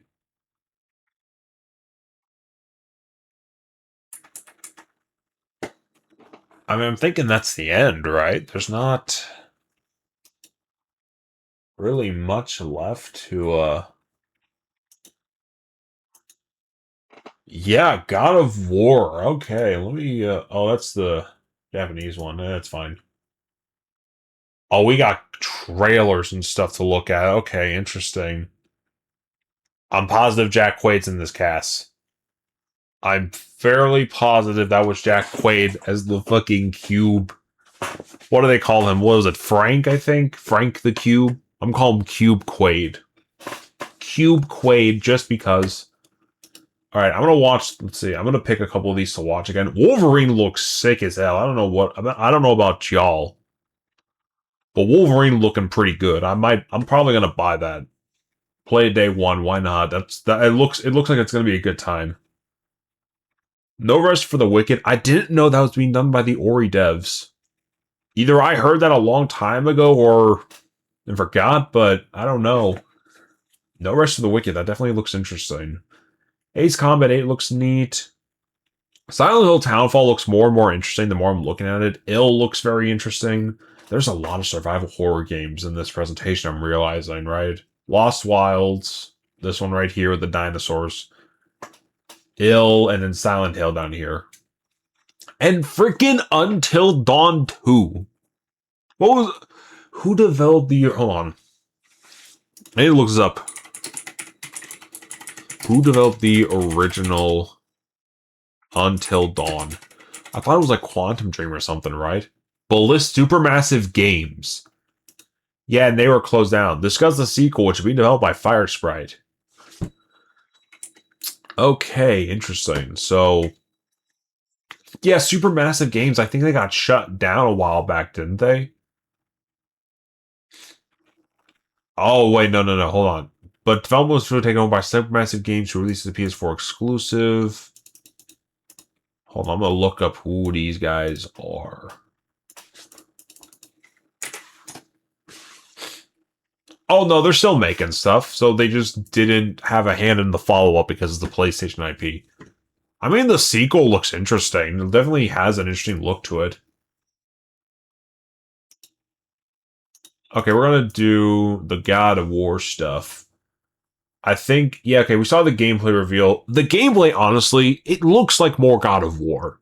Not entirely a bad thing, but I don't know. When I heard them say it was going to be more like Devil May Cry, I don't know. Maybe we'll have more elements to it than we didn't see here. This is assumedly the first 20 minutes of the game. So I don't know, but it looks interesting. Let's see. Let's do the introducing Faye trailer. I'm interested to see what this is all about. It's smaller. She was fearsome. Damn fine woman she was. Apart from her taste in men, of course. Faye is dead. Rest of them all. One's left alive to pay the price. F is a natural part of life, my love. Mm-hmm. I wish only to be prepared. God of War Laufey.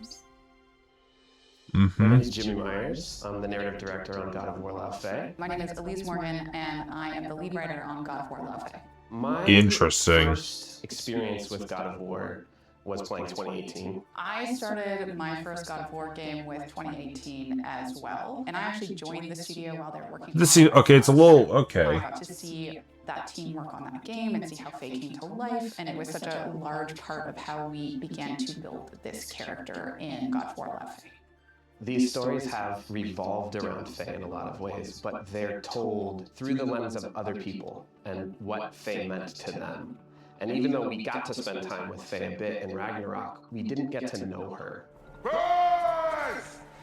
Time is running out, my love, and there is much to do. But what we do know is that she was the guardian of Midgard, that she was the guardian of the giants, that she had the Leviathan axe made for her. Oh, we knew Faye was the last guardian of the Jotnar left in Midgard. That's why we made her the axe. We hoped she could restore the balance of power. But we also know that she met Kratos at her lowest point, that she had Atreus with Kratos, that she taught Atreus everything she knew so that he would be prepared.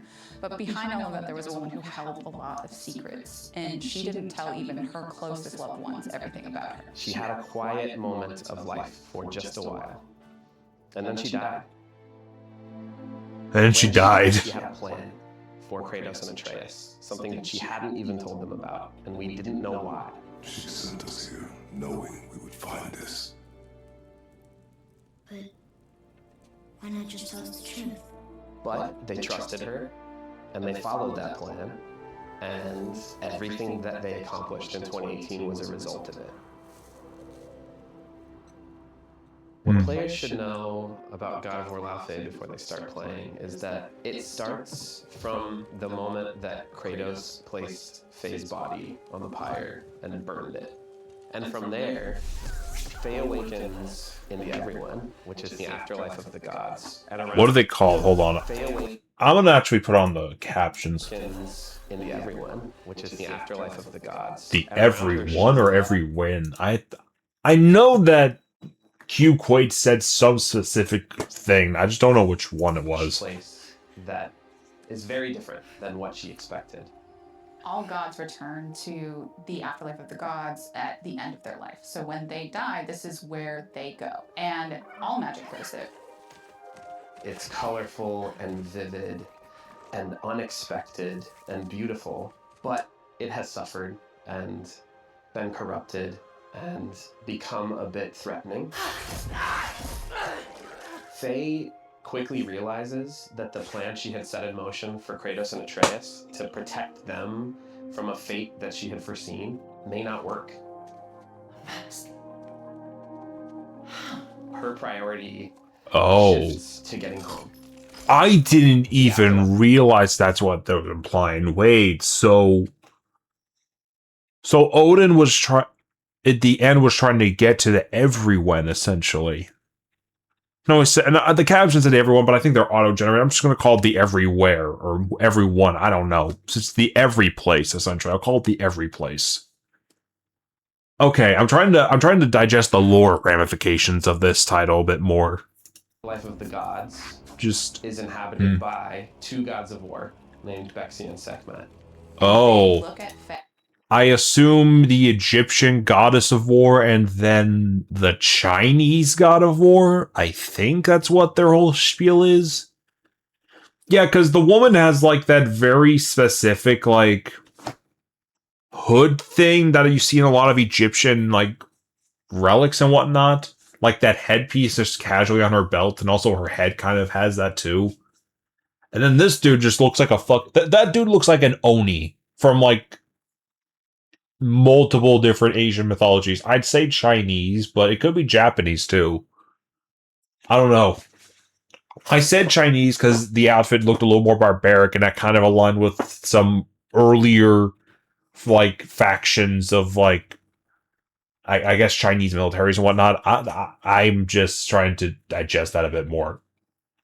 Like, I don't know. I don't think I've seen in history a Japanese, like, a warlord officer or whatever wear an outfit quite like that. So that's why my mind kind of darted towards Chinese. It's interesting. It's definitely an interesting choice. And they see her as just another thing to put into a cage. Faye realizes that she has a pretty big So challenge to overcome. that's another whole question too. Their grasp. I have to wonder, how did those two die then? Because, like, what? Were they just killed by other gods of their region or something else? Like, I'm not. Okay, I'm not gonna go too deep into the ramifications, but it's interesting. She meets the Cosmic Cube Frank. She meets Rue. Cosmic Sort of Cube attached to Frank. the sword, and she's saying, "Let me help you. Let me help you through this. Let's do this together." And that is going to be the group that helps her find her way home. Faye is a survivor. She's powerful. She's scary when she wants to be. Touch me again, and I swear, I will kill you. She's a great fighter, but she's also very willing to fight dirty. I think that scrappiness is something that gives her an advantage against someone even as towering as Bexy. Faye brings a sense of hope and the possibility of change. Her ability to overcome impossible odds is something she carried into the afterlife with her. You can beat her down, you can drag her through the mud, she will get back up. She will get back up and spit in the face, she will get back up and keep going, she will get back up and keep swinging no matter what. The aspirational nature of being able to overcome is something that she embodies. I really hope that that will resonate with fans. To be able to play as someone who can continually overcome and work through things and make it to the other side while still caring about everyone around them. Come on! Now! I got a promise to keep. If you haven't had a chance yet, please check out the reveal. The team has put so much work into it and they're so excited to have you see it. Thanks so much for watching. We can't wait to share more soon. I'm definitely intrigued by the reveal of the game as a whole. Yeah, there's the lead art. That looks cool. Whether you know anything about God of War, that has to at least look pretty to someone. Like, come on. Come on.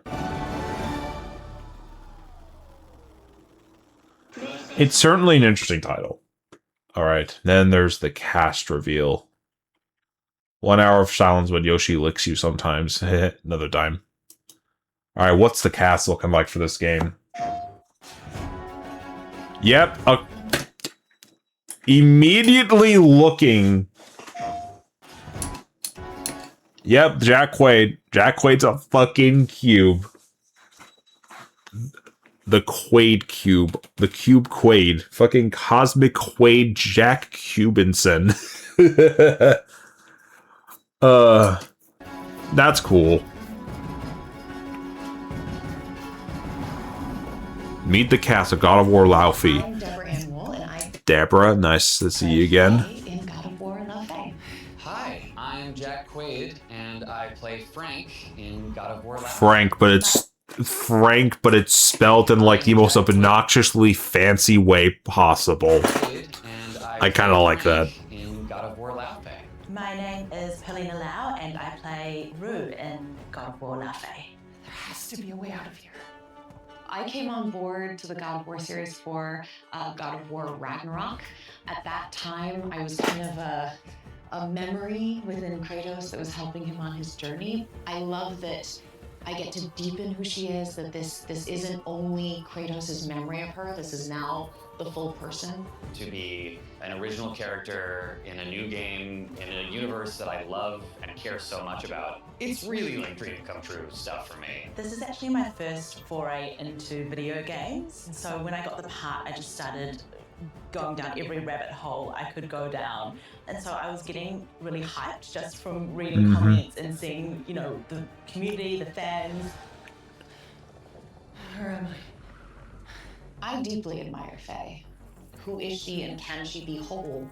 So we see these moments where every, obstacle that crosses her path, even though it's in the way of the thing she's trying to get to, she straightens up her spine, grabs her sword, and does what she has to do to get to the other side. Frank is a cube. He's a cosmic Cube. cube. Cube. You meet this world called the Everyone. When when you start playing this game, you get the feeling that everyone is in trouble, and Frank will stop at nothing to protect all the living creatures that inhabit this world. So Rue is the ribbons attached to the sword, and she's always, trying to point out the possible dangers and the risks. And then when she goes into fight mode, it's just like badass. It's so cool, and I love that contrast there. I already told you! I love how acrobatic Faye is. I think Yeah. Kratos' gameplay is so fantastic because he's such a heavy hitter and he has that brute force. And Faye is just as strong and just as good a warrior, but her gameplay is spinning and whipping and flipping, and it's in the air, and that we can show that there are so many ways to be a warrior. It's certainly admirable how they're building the difference. Experience is that we're taking you to a completely different world in this game. Yeah. The gameplay is unbelievable. The characters are rich and vibrant, and I think if you're a longtime God of War fan, this is going to be really fun for you because it's taking you in a completely different direction, but still keeping those core pillars of the things that you love. I just hope that you enjoy the world that the team has built because it's so beautiful and incredible and vast, and also that you enjoy the trio and the dynamic between Faye, Frank, and Rue. I think it's so much fun. I can't stress enough what an extraordinary experience making this game has been. This very quickly shot up to the top of the list of really one of my absolute favorite jobs of my career. And we are all so excited for you all to get the chance to play it and experience it. And please just know that we love you. And Aww. every moment of making this, you've been on our minds and hoping that we can make something that will just amazing.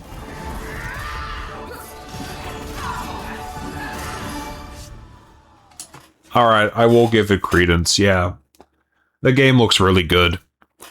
I know there's definitely going to be people who are going to twist the message, like what they're doing with this game, like they're trying to replace Kratos or whatever. I don't think that's what's going to happen. To me, at least, they knew how they wrapped up the story with Ragnarok, so they're going to continue the story of a character from that game to be sort of the God of War 3 of that hypothetical trilogy. I'm trying to picture this out now in my mind, because I know people are going to be mad about this. Like, I can already see a bunch of grifters making a video right now about how this game is them trying to undo Kratos' fucking legacy or whatever, and I'm trying to replace them after Ragnarok. I don't think that's what they're doing. I want to just point that out right now. I don't think they're trying to do it. Like, let's be real. They're doing God of War remakes for the Greek trilogy. They're developing, presumably, another mainline God of War around or after this, I'd assume. Like, I don't know. I'd assume this is, like, from the Ragnarok team.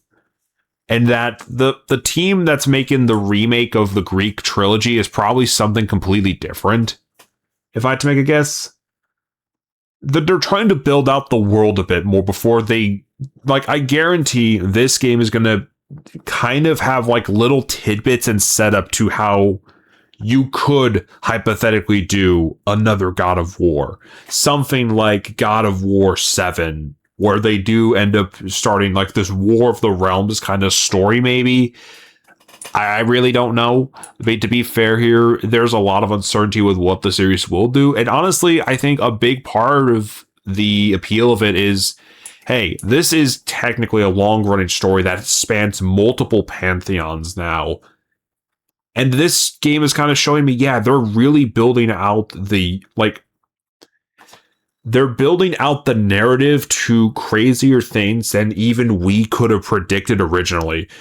Because let's be real here, if you did hear early on that they were doing a game about Kratos' second dead wife, you would immediately think, okay, so it's going to be some sort of prequel. Maybe they'll include some time travel shenanigans here and there.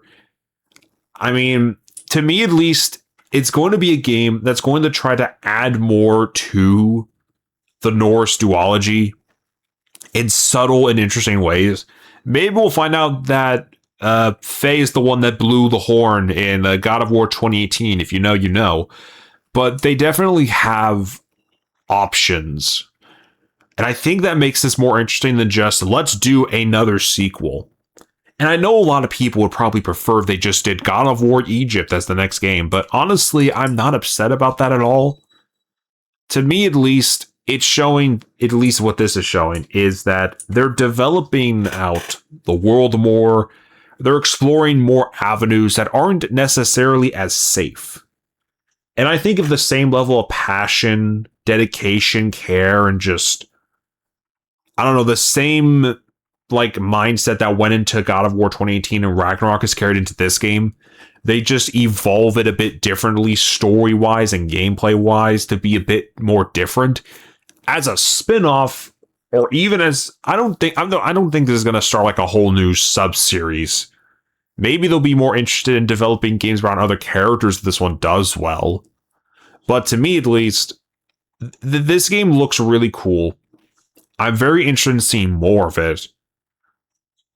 It's certainly going to be one of the more interesting titles that PlayStation puts out in the next couple of years. And I am at least mildly curious to see how it goes. And this is coming to PS5, so I don't know if it's going to be quite next year. It could be next year. That'd be cool.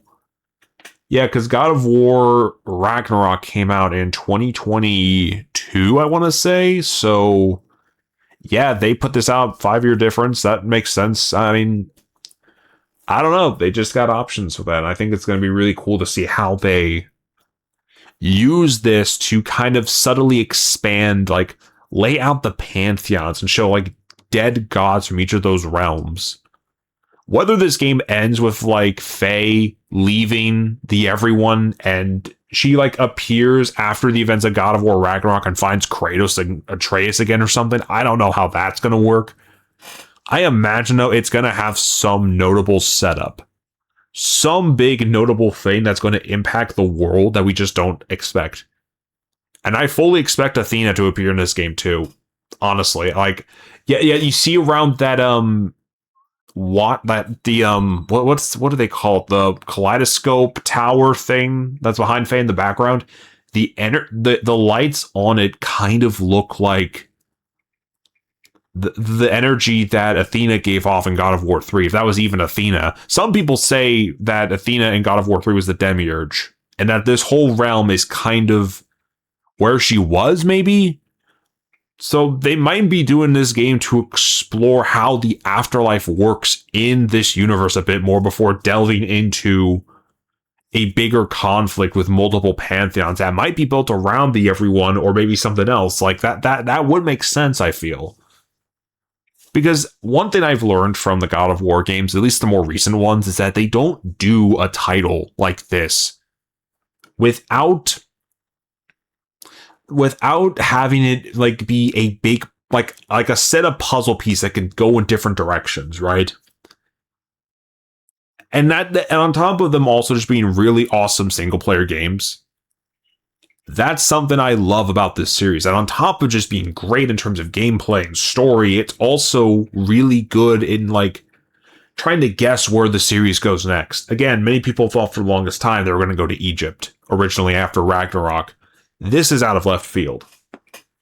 But it's also looking like much more impactful for the series and the world of God of War than it would have been otherwise. Now, do I think they should have changed the title of it to something that signified that it wasn't a direct follow-up to Ragnarok, like something like Laufey, a God of War saga or something like that? Like something of its own volition, maybe? But this is a character heavily tied to the Norse games, so I'm not upset that they're just calling it God of War Laufey. Like, this could easily end after Ragnarok in some way, shape, or form. Like, I don't think it's just going to be like, this is what Kratos' wife was doing during the events of God of War 2018. No, I think this game's genuinely going to play a bigger part with, like, the story of Ragnarok in particular. Hell, maybe, like, the third act of the game starts with Thor popping up in here for some reason. And, you know, Faye and him have to fight, and they get over their differences, and they eventually have to go and fight some other bigger bad or whatever by the end. You know, that justifies it. Because let's be real here, it just makes sense. I mean, kind of spoilers for Ragnarok in that regard. Yeah, no, my bad. Sorry about that. I got too excited. Like, I love the series, so kind of like predicting these things, but yeah, no, with God of War Ragnarok in particular, it left the series in a really interesting place. I am very curious to see where they take it next, though I do think letting Kratos sit this one out does make a lot of sense, even though I would have loved to see a Loki game of some sort. You know, I'm not entirely upset that they aren't doing that. They could do that next for all we know. Just keep Kratos active in the background a bit, but you know, I do see that, yes, even though this game looks really cool, and it's going to probably be much more cool than, you know, what a traditional sequel would probably be like, part of me also does see that how some people could maybe get mad about this game being the way it is, thinking they're replacing Kratos in the story of God of War as a whole, but like in reality, no, they're branching out the world and doing new things with it, and I'm honestly much more intrigued with what Laufey does compared to just a normal sequel. Okay, we have a game director interview. Oh, we have Cory Barlog interviewing the game director. Alright, this will be interesting. Let's see this real quick.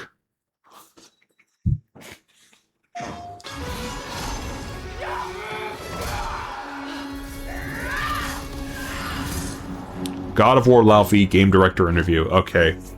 Hello, everybody. Hi, Cory. Barlock. I am the head of creative here at Santa Monica Studio, and I am My excited goat. to be coming here to talk to you a little bit about the God of War franchise. As we're I have a lot of expanding goats. out, you know, TV, some games, but most importantly, Yep. most specifically for today, we're here to talk about God of War Laufey. And I have the director here sitting with me that I'm going to be talking to. Ariel Lawrence is somebody who I worked with for 23 years. See, She's been here for a while, a huh? long time, and obviously we've done different things throughout all of that, but we're going to get to know Ariel just a little bit in this sit down and talk a little bit about our past and what the game is that we're making here. Ariel Lawrence, Yes. how are you today? Excited to be here. Excited to be Excited to be That's here. good. That's a good answer. That's a good answer. Look, so when did you start working in Santa Monica? When was it? I started working in Santa Monica in August of 2003, and I was right out of film school. Dang. I got hired to cut trailers and videos, and I cut the TGS trailer for the first God of War. And then I wanted to do more than wait tables, so I asked if there was anything else I could do around here, and I ended up working in production. And I worked on God of War 1, 2, 3, Ascension, and Dang. I was 2 years on 2018 before I took my little walkabout in the world. And then I couldn't get enough of this place. I came back home. That's Aw. quite an amazing journey. You have deep roots with the God of War world. Cutting the trailer for TGS, that was like the first sort of thing that I worked on, I think, when I got here as well. That was back in the day when Kratos had blue tattoo. Yeah. And we're still calling him Dominus. It's still calling him Dominus. Yeah. Yep. And the team was only like, well, 30, 35 people maybe? Small compared to now. It is weird. It's weird to think Yeah. making games with that small of a group of people. When we were like 65 people, that's so much. And then we got to 100, that's so much. Yeah. Oh, what are the most memorable Dang. aspects of working on God of War, the whole franchise? The whole franchise, I mean, I think each game definitely, I think, left its mark, or scars, battle scars. Yeah. But, you know, it's like the studio's, just the commitment to quality and the late nights with each other trying to figure out some problem or make some magic happen in the middle of the night, or coming back in and somebody took a smoke break and, I don't know, maybe changed the boss of God of War 2. I think that might have been I feel like good. that's a dig at me. I feel like I'm going to own that one because that's entirely true. But, yeah, no, I mean, every game was like a new set of challenges. Like, how do you make Titans? How do you make the trailer for the Titans come through? Yes. How do you make Yep. multiplayer? How do you reinvent Kratos? Where does he go? Like, Yep. So it's always an exciting story. Why did you want to come back to the studio? What made you decide this is where I need to be? The short and probably semi-uncomfortable answer for this interview is I came back for you. Definitely that fallback has been in my head for a long time. Your creative voice. The fucking look, I weighed love it. down on some projects of mine, and I don't know, I just missed the team's commitment, just the people here. I came back for the people. Came back for the people. I came back. I like that. That's better than coming back for me because the voices in my head are not ones to follow. That's your voice in my head, not your voices in my head. That's different. True. If you had my voices in your, that's not even. That's a whole nother series of videos, I imagine. So, when you found out before coming here that you were going to work on a Faye game, what was your thoughts? I was excited. I was She really a little okay. shocked, surprised, I think, that we were going to. I will say I'm very happy that it's not just a bunch of new people coming in. It's veterans of the company and veterans of the franchise exploring another new direction for it, like they did with 2018. You know, that is. And just seeing somebody whose journey that we could really explore and turn new pages on was exciting. Looking at the world in a different lens was exciting. So it was, just saying. I think it's definitely, again, the interesting option that's more intriguing than just going to Egypt, That's true. Like, what do you do with this? How do you make this work, I always try to talk people out of directing. You did try to talk me out of doing it. But I try to be upfront and straightforward about it, just so that people don't feel like you tricked me. Like, No, you were very honest about the work that it entailed for doing this. Yes. Yes. And it's exciting. Faye is, while it's a different thing, it's still part of the larger tapestry of what we're doing. We really want to explore all these different characters in there, but there's always going to be Kratos games throughout the whole for sure. history. Yeah, we can't not tell stories about the big guy. They can't not tell stories about the big guy, yeah. I'm most excited about in stepping into the role as a game director. There's like a fine line between excitement and being terrified. Yeah. I'm on the edge of excitement most of the time, but This thing just came out, so I'm down to be able to just breeze through here. Previously, I had done a lot of work on story and cinematics and in different pipelines for the game, but this really got me able to be nosy and ask questions and really get people to look at things differently from a lot of different perspectives.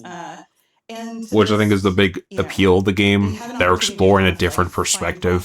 Face story was exciting, but yeah, then I think just captaining this ship with all of these humans making this game together is a lot, but it's very exciting. I want to go back to something you said, finding yourself. Talk about what part of you you're putting into the game. I mean, I think, we've always come at stories from Santa Monica with, characters at their heart, right? And finding ourselves, even in Kratos, everybody's had a point in their time when they've made some decisions that maybe they wish they hadn't and really thought things through again. But I think for Faye, that was that question of, who is she? Who was this person that everybody idolized and, just stood in awe of, and to really think about all the facets that make up that person, right? They're putting focus on such a mysterious character. Again, it feels like a proper evolution while being a unique enough direction to go in. And to be able to have an opportunity to just explore that person with the detail and the love that Santa Monica brings is just, very touching, very exciting. What's the hardest part for you?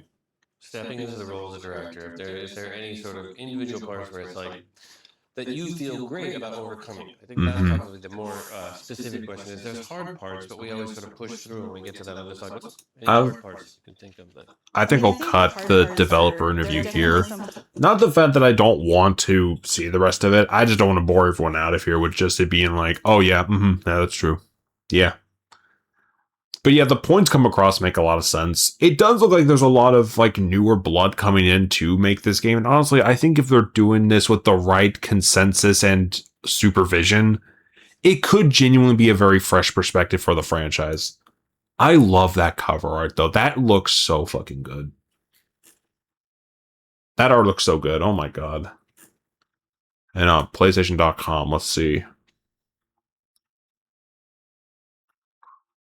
Yeah, that thing is showing up like hell on my screen. I really need to fix how the hell lighting works on this thing before I go too crazy with things. But yeah, no, dude, freaking, they really are out here making a God of War spinoff / half sequel title, a brand new exploration of the God of War series. I'm definitely intrigued, and I can't wait to see more of it, honestly. That's my general consensus on it. Until Dawn 2 just casually happening was on my bucket list. Like, I genuinely thought from it there was going to be some weird version of Uncharted. Until the gore happened, I was like, oh, this is like Until Dawn. And then they just immediately said, oh, by the way, it's Until Dawn 2. I'm like, what the fuck? What did I mean? Until Dawn 2. That's... Dude, never would I have guessed that is something they'd actually do. And they're taking it the route of anthology, too. That's interesting, honestly. Like, yeah, you don't have to immediately follow up on the mysteries of the first game. You can just do... Like, it is honestly a fresher perspective to just explore, like, different types of slasher movies with supernatural elements in them like the first game did. And hell, a tropical paradise like this, yeah, that has a lot of potential for a really cool title of the sort. Can't wait to see what they end up doing with that afterwards, but let's see what else. Silent Hill Townfall, yeah, that still looks really good. I want to see a tad more of it, maybe like a more in-depth gameplay thing, but that's just me.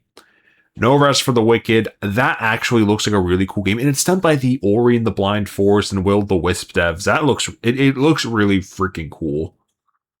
Let's see what else. Tomb Raider looks really cool. I'm loving the vibes. It feels more like the old school Tomb Raider, which is, I think, the best thing I could have asked for with that. It just looks like, hey, we're going back to the original Tomb Raider series with this one. It has the puzzle elements, and it has like some of the modern integration of, what do they call it? The Shadows, the Rise trilogy or something? I forgot what they called the set of games. It's like 2013 Shadow and Rise. I think that's the order they went in with that one. It looks really good. That's the best I could say about it. Team Doom or Knights of Doom and Token Fighters, that looks really freaking cool. Carnage being in a fighting game should not have taken this long, and I'm kind of mad that it hasn't happened sooner, but hey, maybe that'll mean something cooler is happening down the road. Also, Green Goblin appearing on the same team as them, that's actually really sick. Let's see, though. Okay, we're going to watch the Rayman Legends Reborn Retold trailer again. I want to kind of like digest this one a bit more, because this is the one that really caught my interest when it got leaked a while back. Again, people were saying for the longest time, oh, they're remaking Rayman Legends. Like, that game's not even 10 years old. And I'm like, yes, but if they're remaking it now, do you think they're going to make some major changes to it? This trailer did show a couple of really cool changes, but I do want to see more of it, though. So let's see. I see much from my perch atop the tree of tranquility. Yet, there are some outcomes that are uncertain, even to me.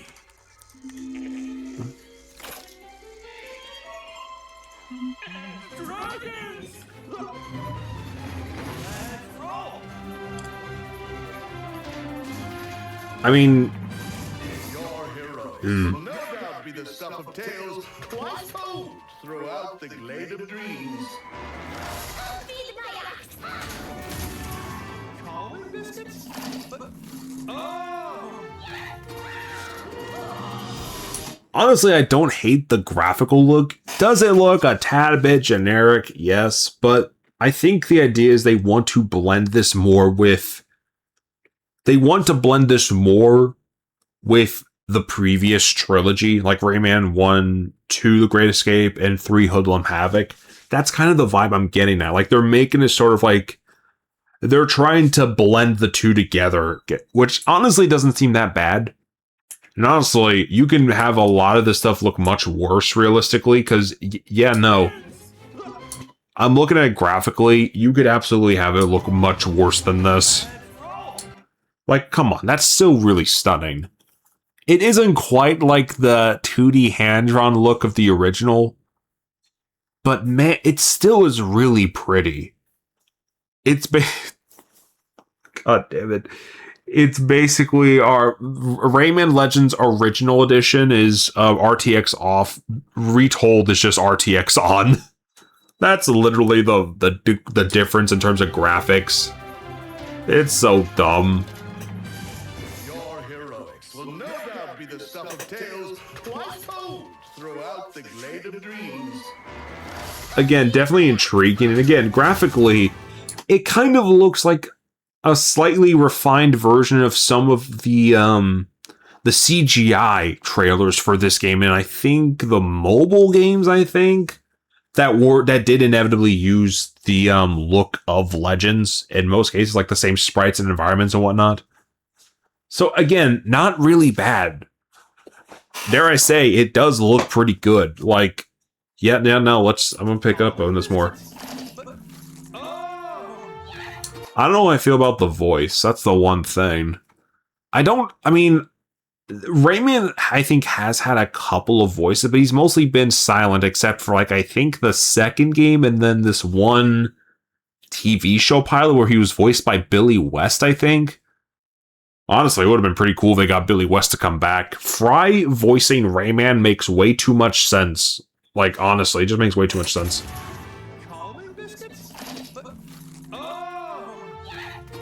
It's just a very weird thing, though. I don't know. And then this, So, okay, let me see this again. So, from what I'm getting, it's gonna have flight segments like a Star Fox game, and then it's gonna have more interesting ways of messing with the camera in certain stages.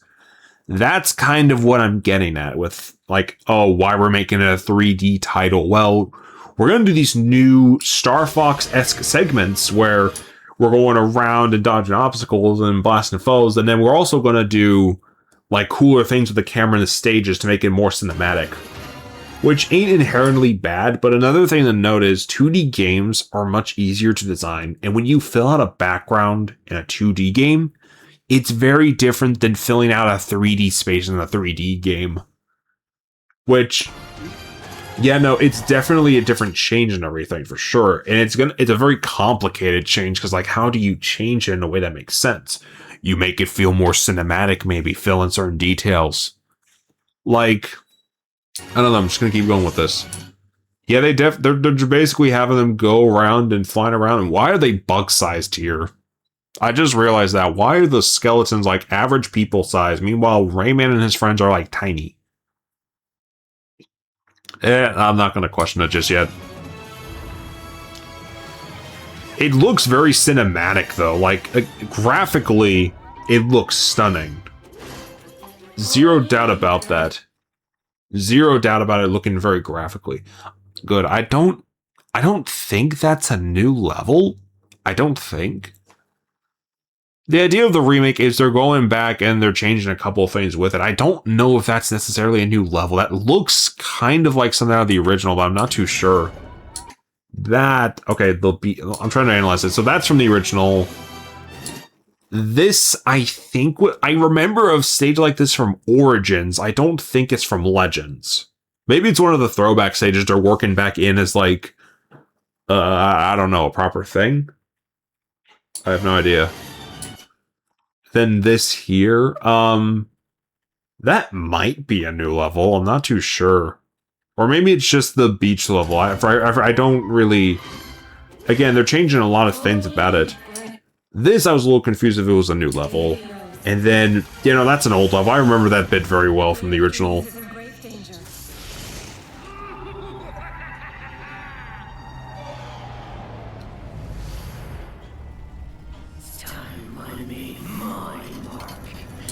I completely forgot who the bad guy... Hang on.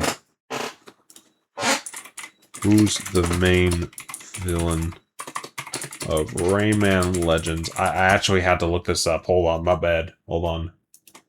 So the main villain of Legends is Elise Mansay, better known as the Magician. He previously served as an ally in Origins, but turns evil. In Legend, he multiplies into 5 dark teensies who serve as the primary antagonist. This dude does not look like a teensy. He might have the size of one, sure. Maybe he stands a little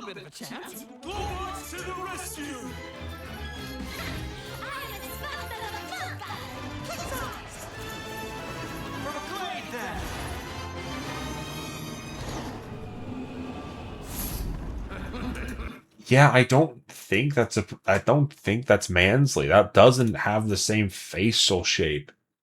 If they're changing so it's not Mansley and it's actually Mr. Dark from the first game, that would be kind of cool. I'm not gonna lie, like, oh, they use it as a chance to revive, like, the franchise's first ever villain properly. They did have that 30th anniversary edition too, so him coming back officially too would make sense. Plus, his proportions don't quite look like a teensy either, so maybe. Are you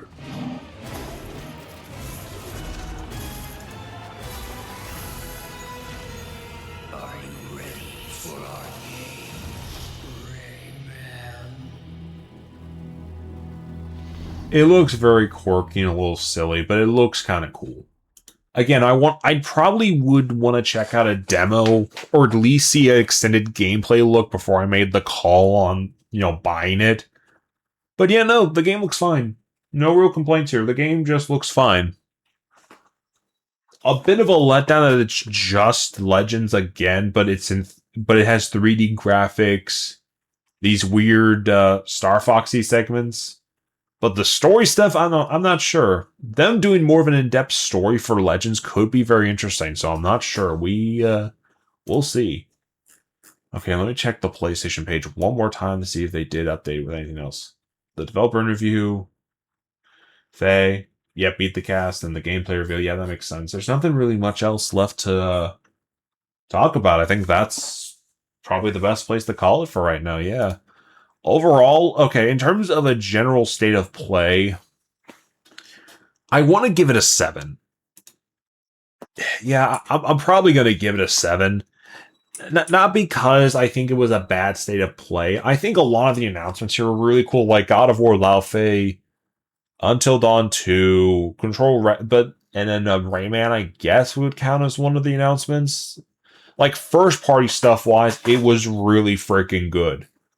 But the other stuff, okay, that's a bit harder to name. Token Fighter's another trailer that looks cool, sure. Carnage and Green Goblin in a fighting game is a really cool thing, and I'm happy that, they're getting a shot at it. Kemery Hunt the Unseen, that looks cool too. More Phantom Blade Zero, sure, that looks pretty cool. Let's see. And then a lot of the other ones were just like, new trailers for pre-existing titles outside of like Rayman, Bancho, The Chief, and the Stuntman Hollywood. A lot of it was sadly stuff we already knew about, but the announcements that did hit were pretty damn good announcements. I will give it that. I think honestly, if it had, I don't know. 7.5 probably a good way to label it. I think it did have a couple things that were just there to be there. Like, realistically speaking, I don't know if they needed to dedicate time for some of them, but being picky and shitty isn't really the thing I like doing. It really isn't. I think overall, it was a very fine state of play. At its worst, it was a 7.5, but at its best, I'd say it was an 8.5 to a 9. The new God of War reveal was sick. Until Dawn 2 looked really interesting. The fact we're even getting Until Dawn 2 is crazy. They've got a couple things on here. Oh, then they dropped some other trailers before then. Wild Blue Skies, that looks like a Star Fox. And then Dusk Fade, which looks like... Actually, hang on. Let me go back here real quickly. I'm gonna see real quick what these are about. Dusk Fade. This literally came out earlier today, so I'm interested in seeing what this is about. Demo live on June 4th. Okay, let's see what this is about.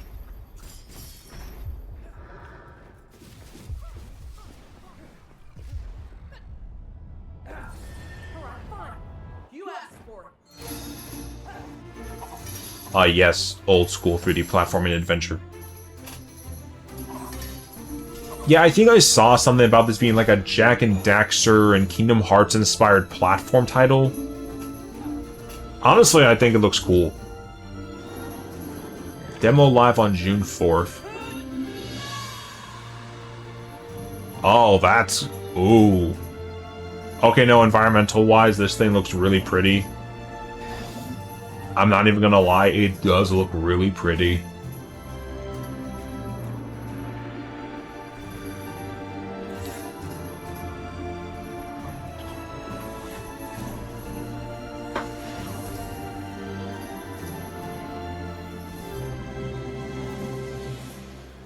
Dusk Fate. Demo coming June 4th. Yeah, no, I kind of like that. That looks really cute. Then let's see here. The other one was here. Wild Blue Skies. This one looks kind of like a Star Fox. Release date announcement trailer. All right, let's get it. Leave it up to us, General. This invasion stops here. Oh yeah, this is definitely a Star Fox-like title.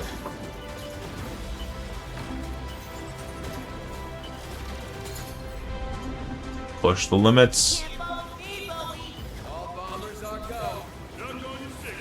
I've got eyes on your back. Toki's on my tail. Get him off. Thanks for the assist. Looks like we made it through. Honestly, interesting. There's no escaping this time. Okay, there is arena-style segments. Alright, cool. Cool.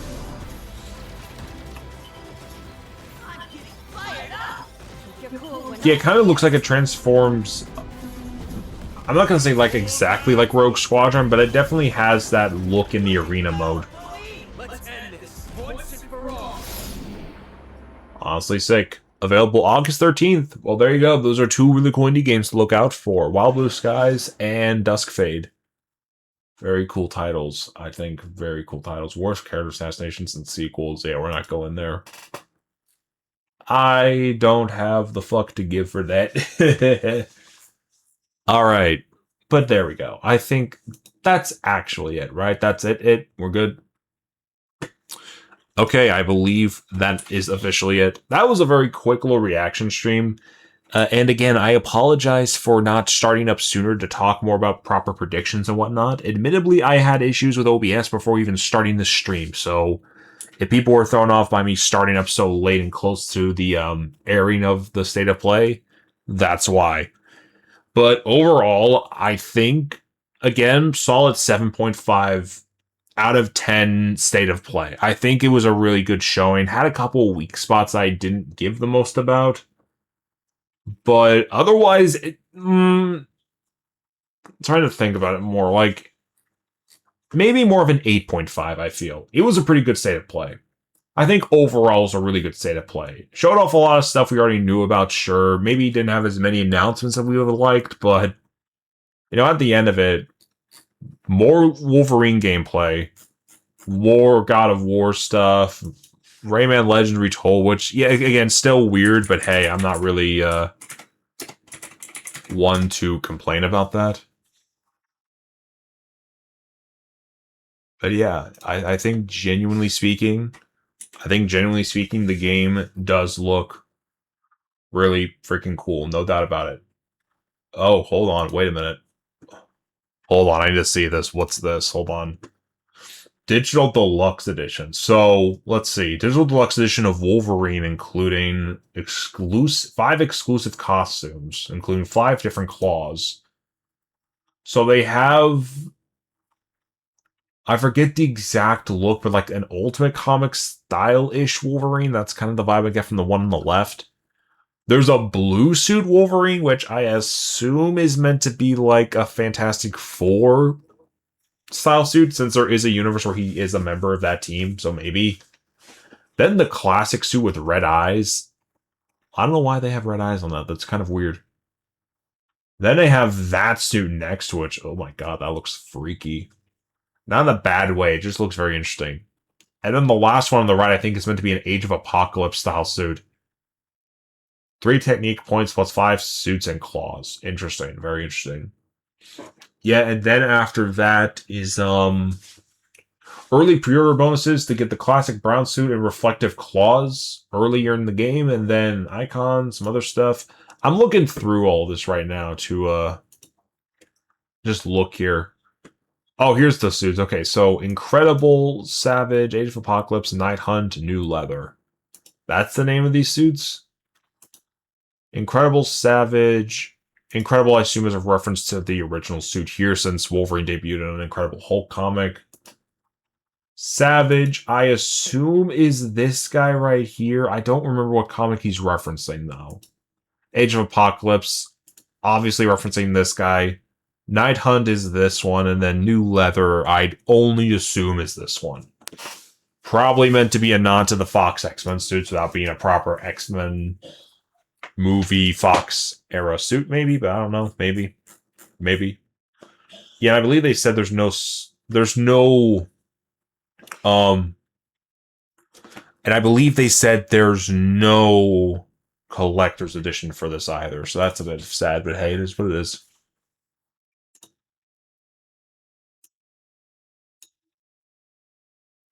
Bit sucky, but hey, it is what it is. I want to see if there's more details on some of these games. One more, just a quicker look before we go out for the night. Let me see here. We value your privacy. Anyways. Yep, it's coming to let's see, it's coming to PS5, Series X and S, Switch 2, GeForce Now, Black Nut. What the fuck is... The hell is Black Nut? What? And PC through the Ubisoft Store, Steam, and the Epic Games Store. A reimagining of the classic platformer developed by Ubisoft Montpellier and Ubisoft Milan. Rayman Legends retold is a new adventure that sends Rayman, Globox, Barbara, and Grand Minimus and Murphy on a journey to restore peace to the Glade Dreams when a shadowy villain spreads chaos throughout the realms. It is our way of revisiting what makes Rayman so special and retelling that experience for a new generation of players. Even though the original game is only like 12 years old now, I think, properly. I digress. We wanted to preserve everything fans love, and Legends gave us the perfect foundation to expand Rayman's lore, its world logic, and how everything connects together. The iconic limitless hero and his friends will leap, jump, and fly through the things they dreams, and the world is imagined in a more immersive than ever, featuring new character interactions. Surprise around every corner, Rayman Legends Retold brings the game in life in a new way. This actually shares a lot of similarities with the Star Fox remake they're doing. Newer RTX looking ass graphics, more in-depth story and cutscenes and stuff. It even has like on-rail shooter segments like Star Fox, so it's definitely different, but that's... I digress, I guess. Stunning 3D visuals, a brand new story, fully voiced cinematics, a never before seen sixth realm. So there is going to be new stages. That's cool to hear. Okay. 4 all new musical stages. That's even cooler. I'm curious to see how those get adapted. Thrilling dragon rides, new Cave of Trials challenges, return of Kung Foot with improved controls and customizable rules, an expanded soundtrack from the acclaimed composers Christoph Harrell and Grant Kirkhope. They got fucking Grant Kirkhope. Hold on, Grant Kirkhope. I need to show y'all legend in the sphere. Banjo-Kazooie, Banjo-Tooie, the Mario plus Rabbids games. This dude, yeah, award-winning Scottish composer and voice actor for video games and film. They got him composing for the new Rayman. Okay, that sounds like it's going to be great. You pit him with the musical stages of all things. Okay, yeah, no, I'm definitely more excited now. Hold on, wait a second. Wait a minute. Oh, and a brand new story, not just the same story. I assume it's a more developed story with a different, like they're reimagining it more or less. That's pretty cool, actually. I kind of fuck with it. Okay. Let's see. Okay, there are several editions of the game available for pre-order. Anyone who pre-orders any edition of the game will receive the Hoodlum Havoc pack, which includes 2 costumes for Rayman and Globox inspired by Rayman 3 Hoodlum Havoc. Interesting. So, Standard Edition, base game, Rayman Origins Enhanced Edition, the iconic 2D platforming adventure now featuring 4K 60. Oh, so Origins Enhanced is just a bonus for buying the game. Interesting. Very interesting. Okay. The Deluxe Edition, digital only, includes Rayman Origins Enhanced Edition, the Retro Pack with 4 costumes, including the classic Rayman outfit, Rayman, Batilda the Hair Fairy, for Barbara, Retro Hunter outfit for Goldbox, and a Lactone Teensy outfit for Grand Midas, and an art gallery. Okay. And then the Launch Edition, which includes the base game, Origins Enhanced Edition. I will probably buy this just to get Origins Enhanced for the freaking thing, but that's just me. Glade of Dreams printed maps, set of 3 lithographs, and the slipcase. Okay, I'm a little more sold on Legends Retold now. I'm admitting I'm a little more sold on it now. Did they share any, like... Yeah, Origins Enhanced is going to come in the bundle. That's pretty cool.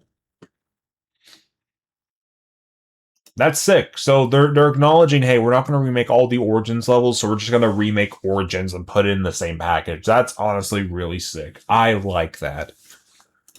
It's giving a bit more credence to them doing this because it's going to feel like a bigger package as well. They really did a lot to justify that. I kind of mess with it, honestly. I mess with the vision, okay? I mess with the vision, okay? I kind of mess with the vision. How I'm going to play it, though, I've got no idea. I might wait a bit to see about like performance and stuff before I pick the platform, but I'm definitely interested in Rayman Legends Retold now. Like, I was already interested in how they were going to do this game. It does, like, admittedly, the trailer looks really good in the right places. A bit underwhelming, I guess, but again, I'm mostly saying that because the concept of remaking a 12-year-old game in the grand year of 2026 and really only making it look like, hey, you turn on the RTX filter, and also you can fly around on a dragon like it's Star Fox, really the only thing. But no, there seems to be a bit more to it, at least, and I do respect them for doing that. But yeah, Legends Retold, October 1st, Wolverine, September 22nd, and then God of War Laufey, and Until Dawn 2. Okay. Now, I'm going to call stream. What could I say? I enjoy rambling sometimes, and also filling out time with my dumb opinions. And hey, thank you guys so much for hearing out my opinions. For what it is worth, I at least try to make it a little intriguing. Maybe a little fun sometimes. But you know what? Hey, I enjoy you guys watching me. And I want to thank you all so much for tuning in to the Goat Boys' little reaction to the State of Play. As always, guys, thank you all so much for tuning in. I hope each and every one of you have a great rest of your night. Hope you guys take care. I'll catch you all later. And if I don't see you guys tomorrow, then please have yourselves a damn good one. Peace out, guys. I will see y'all later. Bye-bye.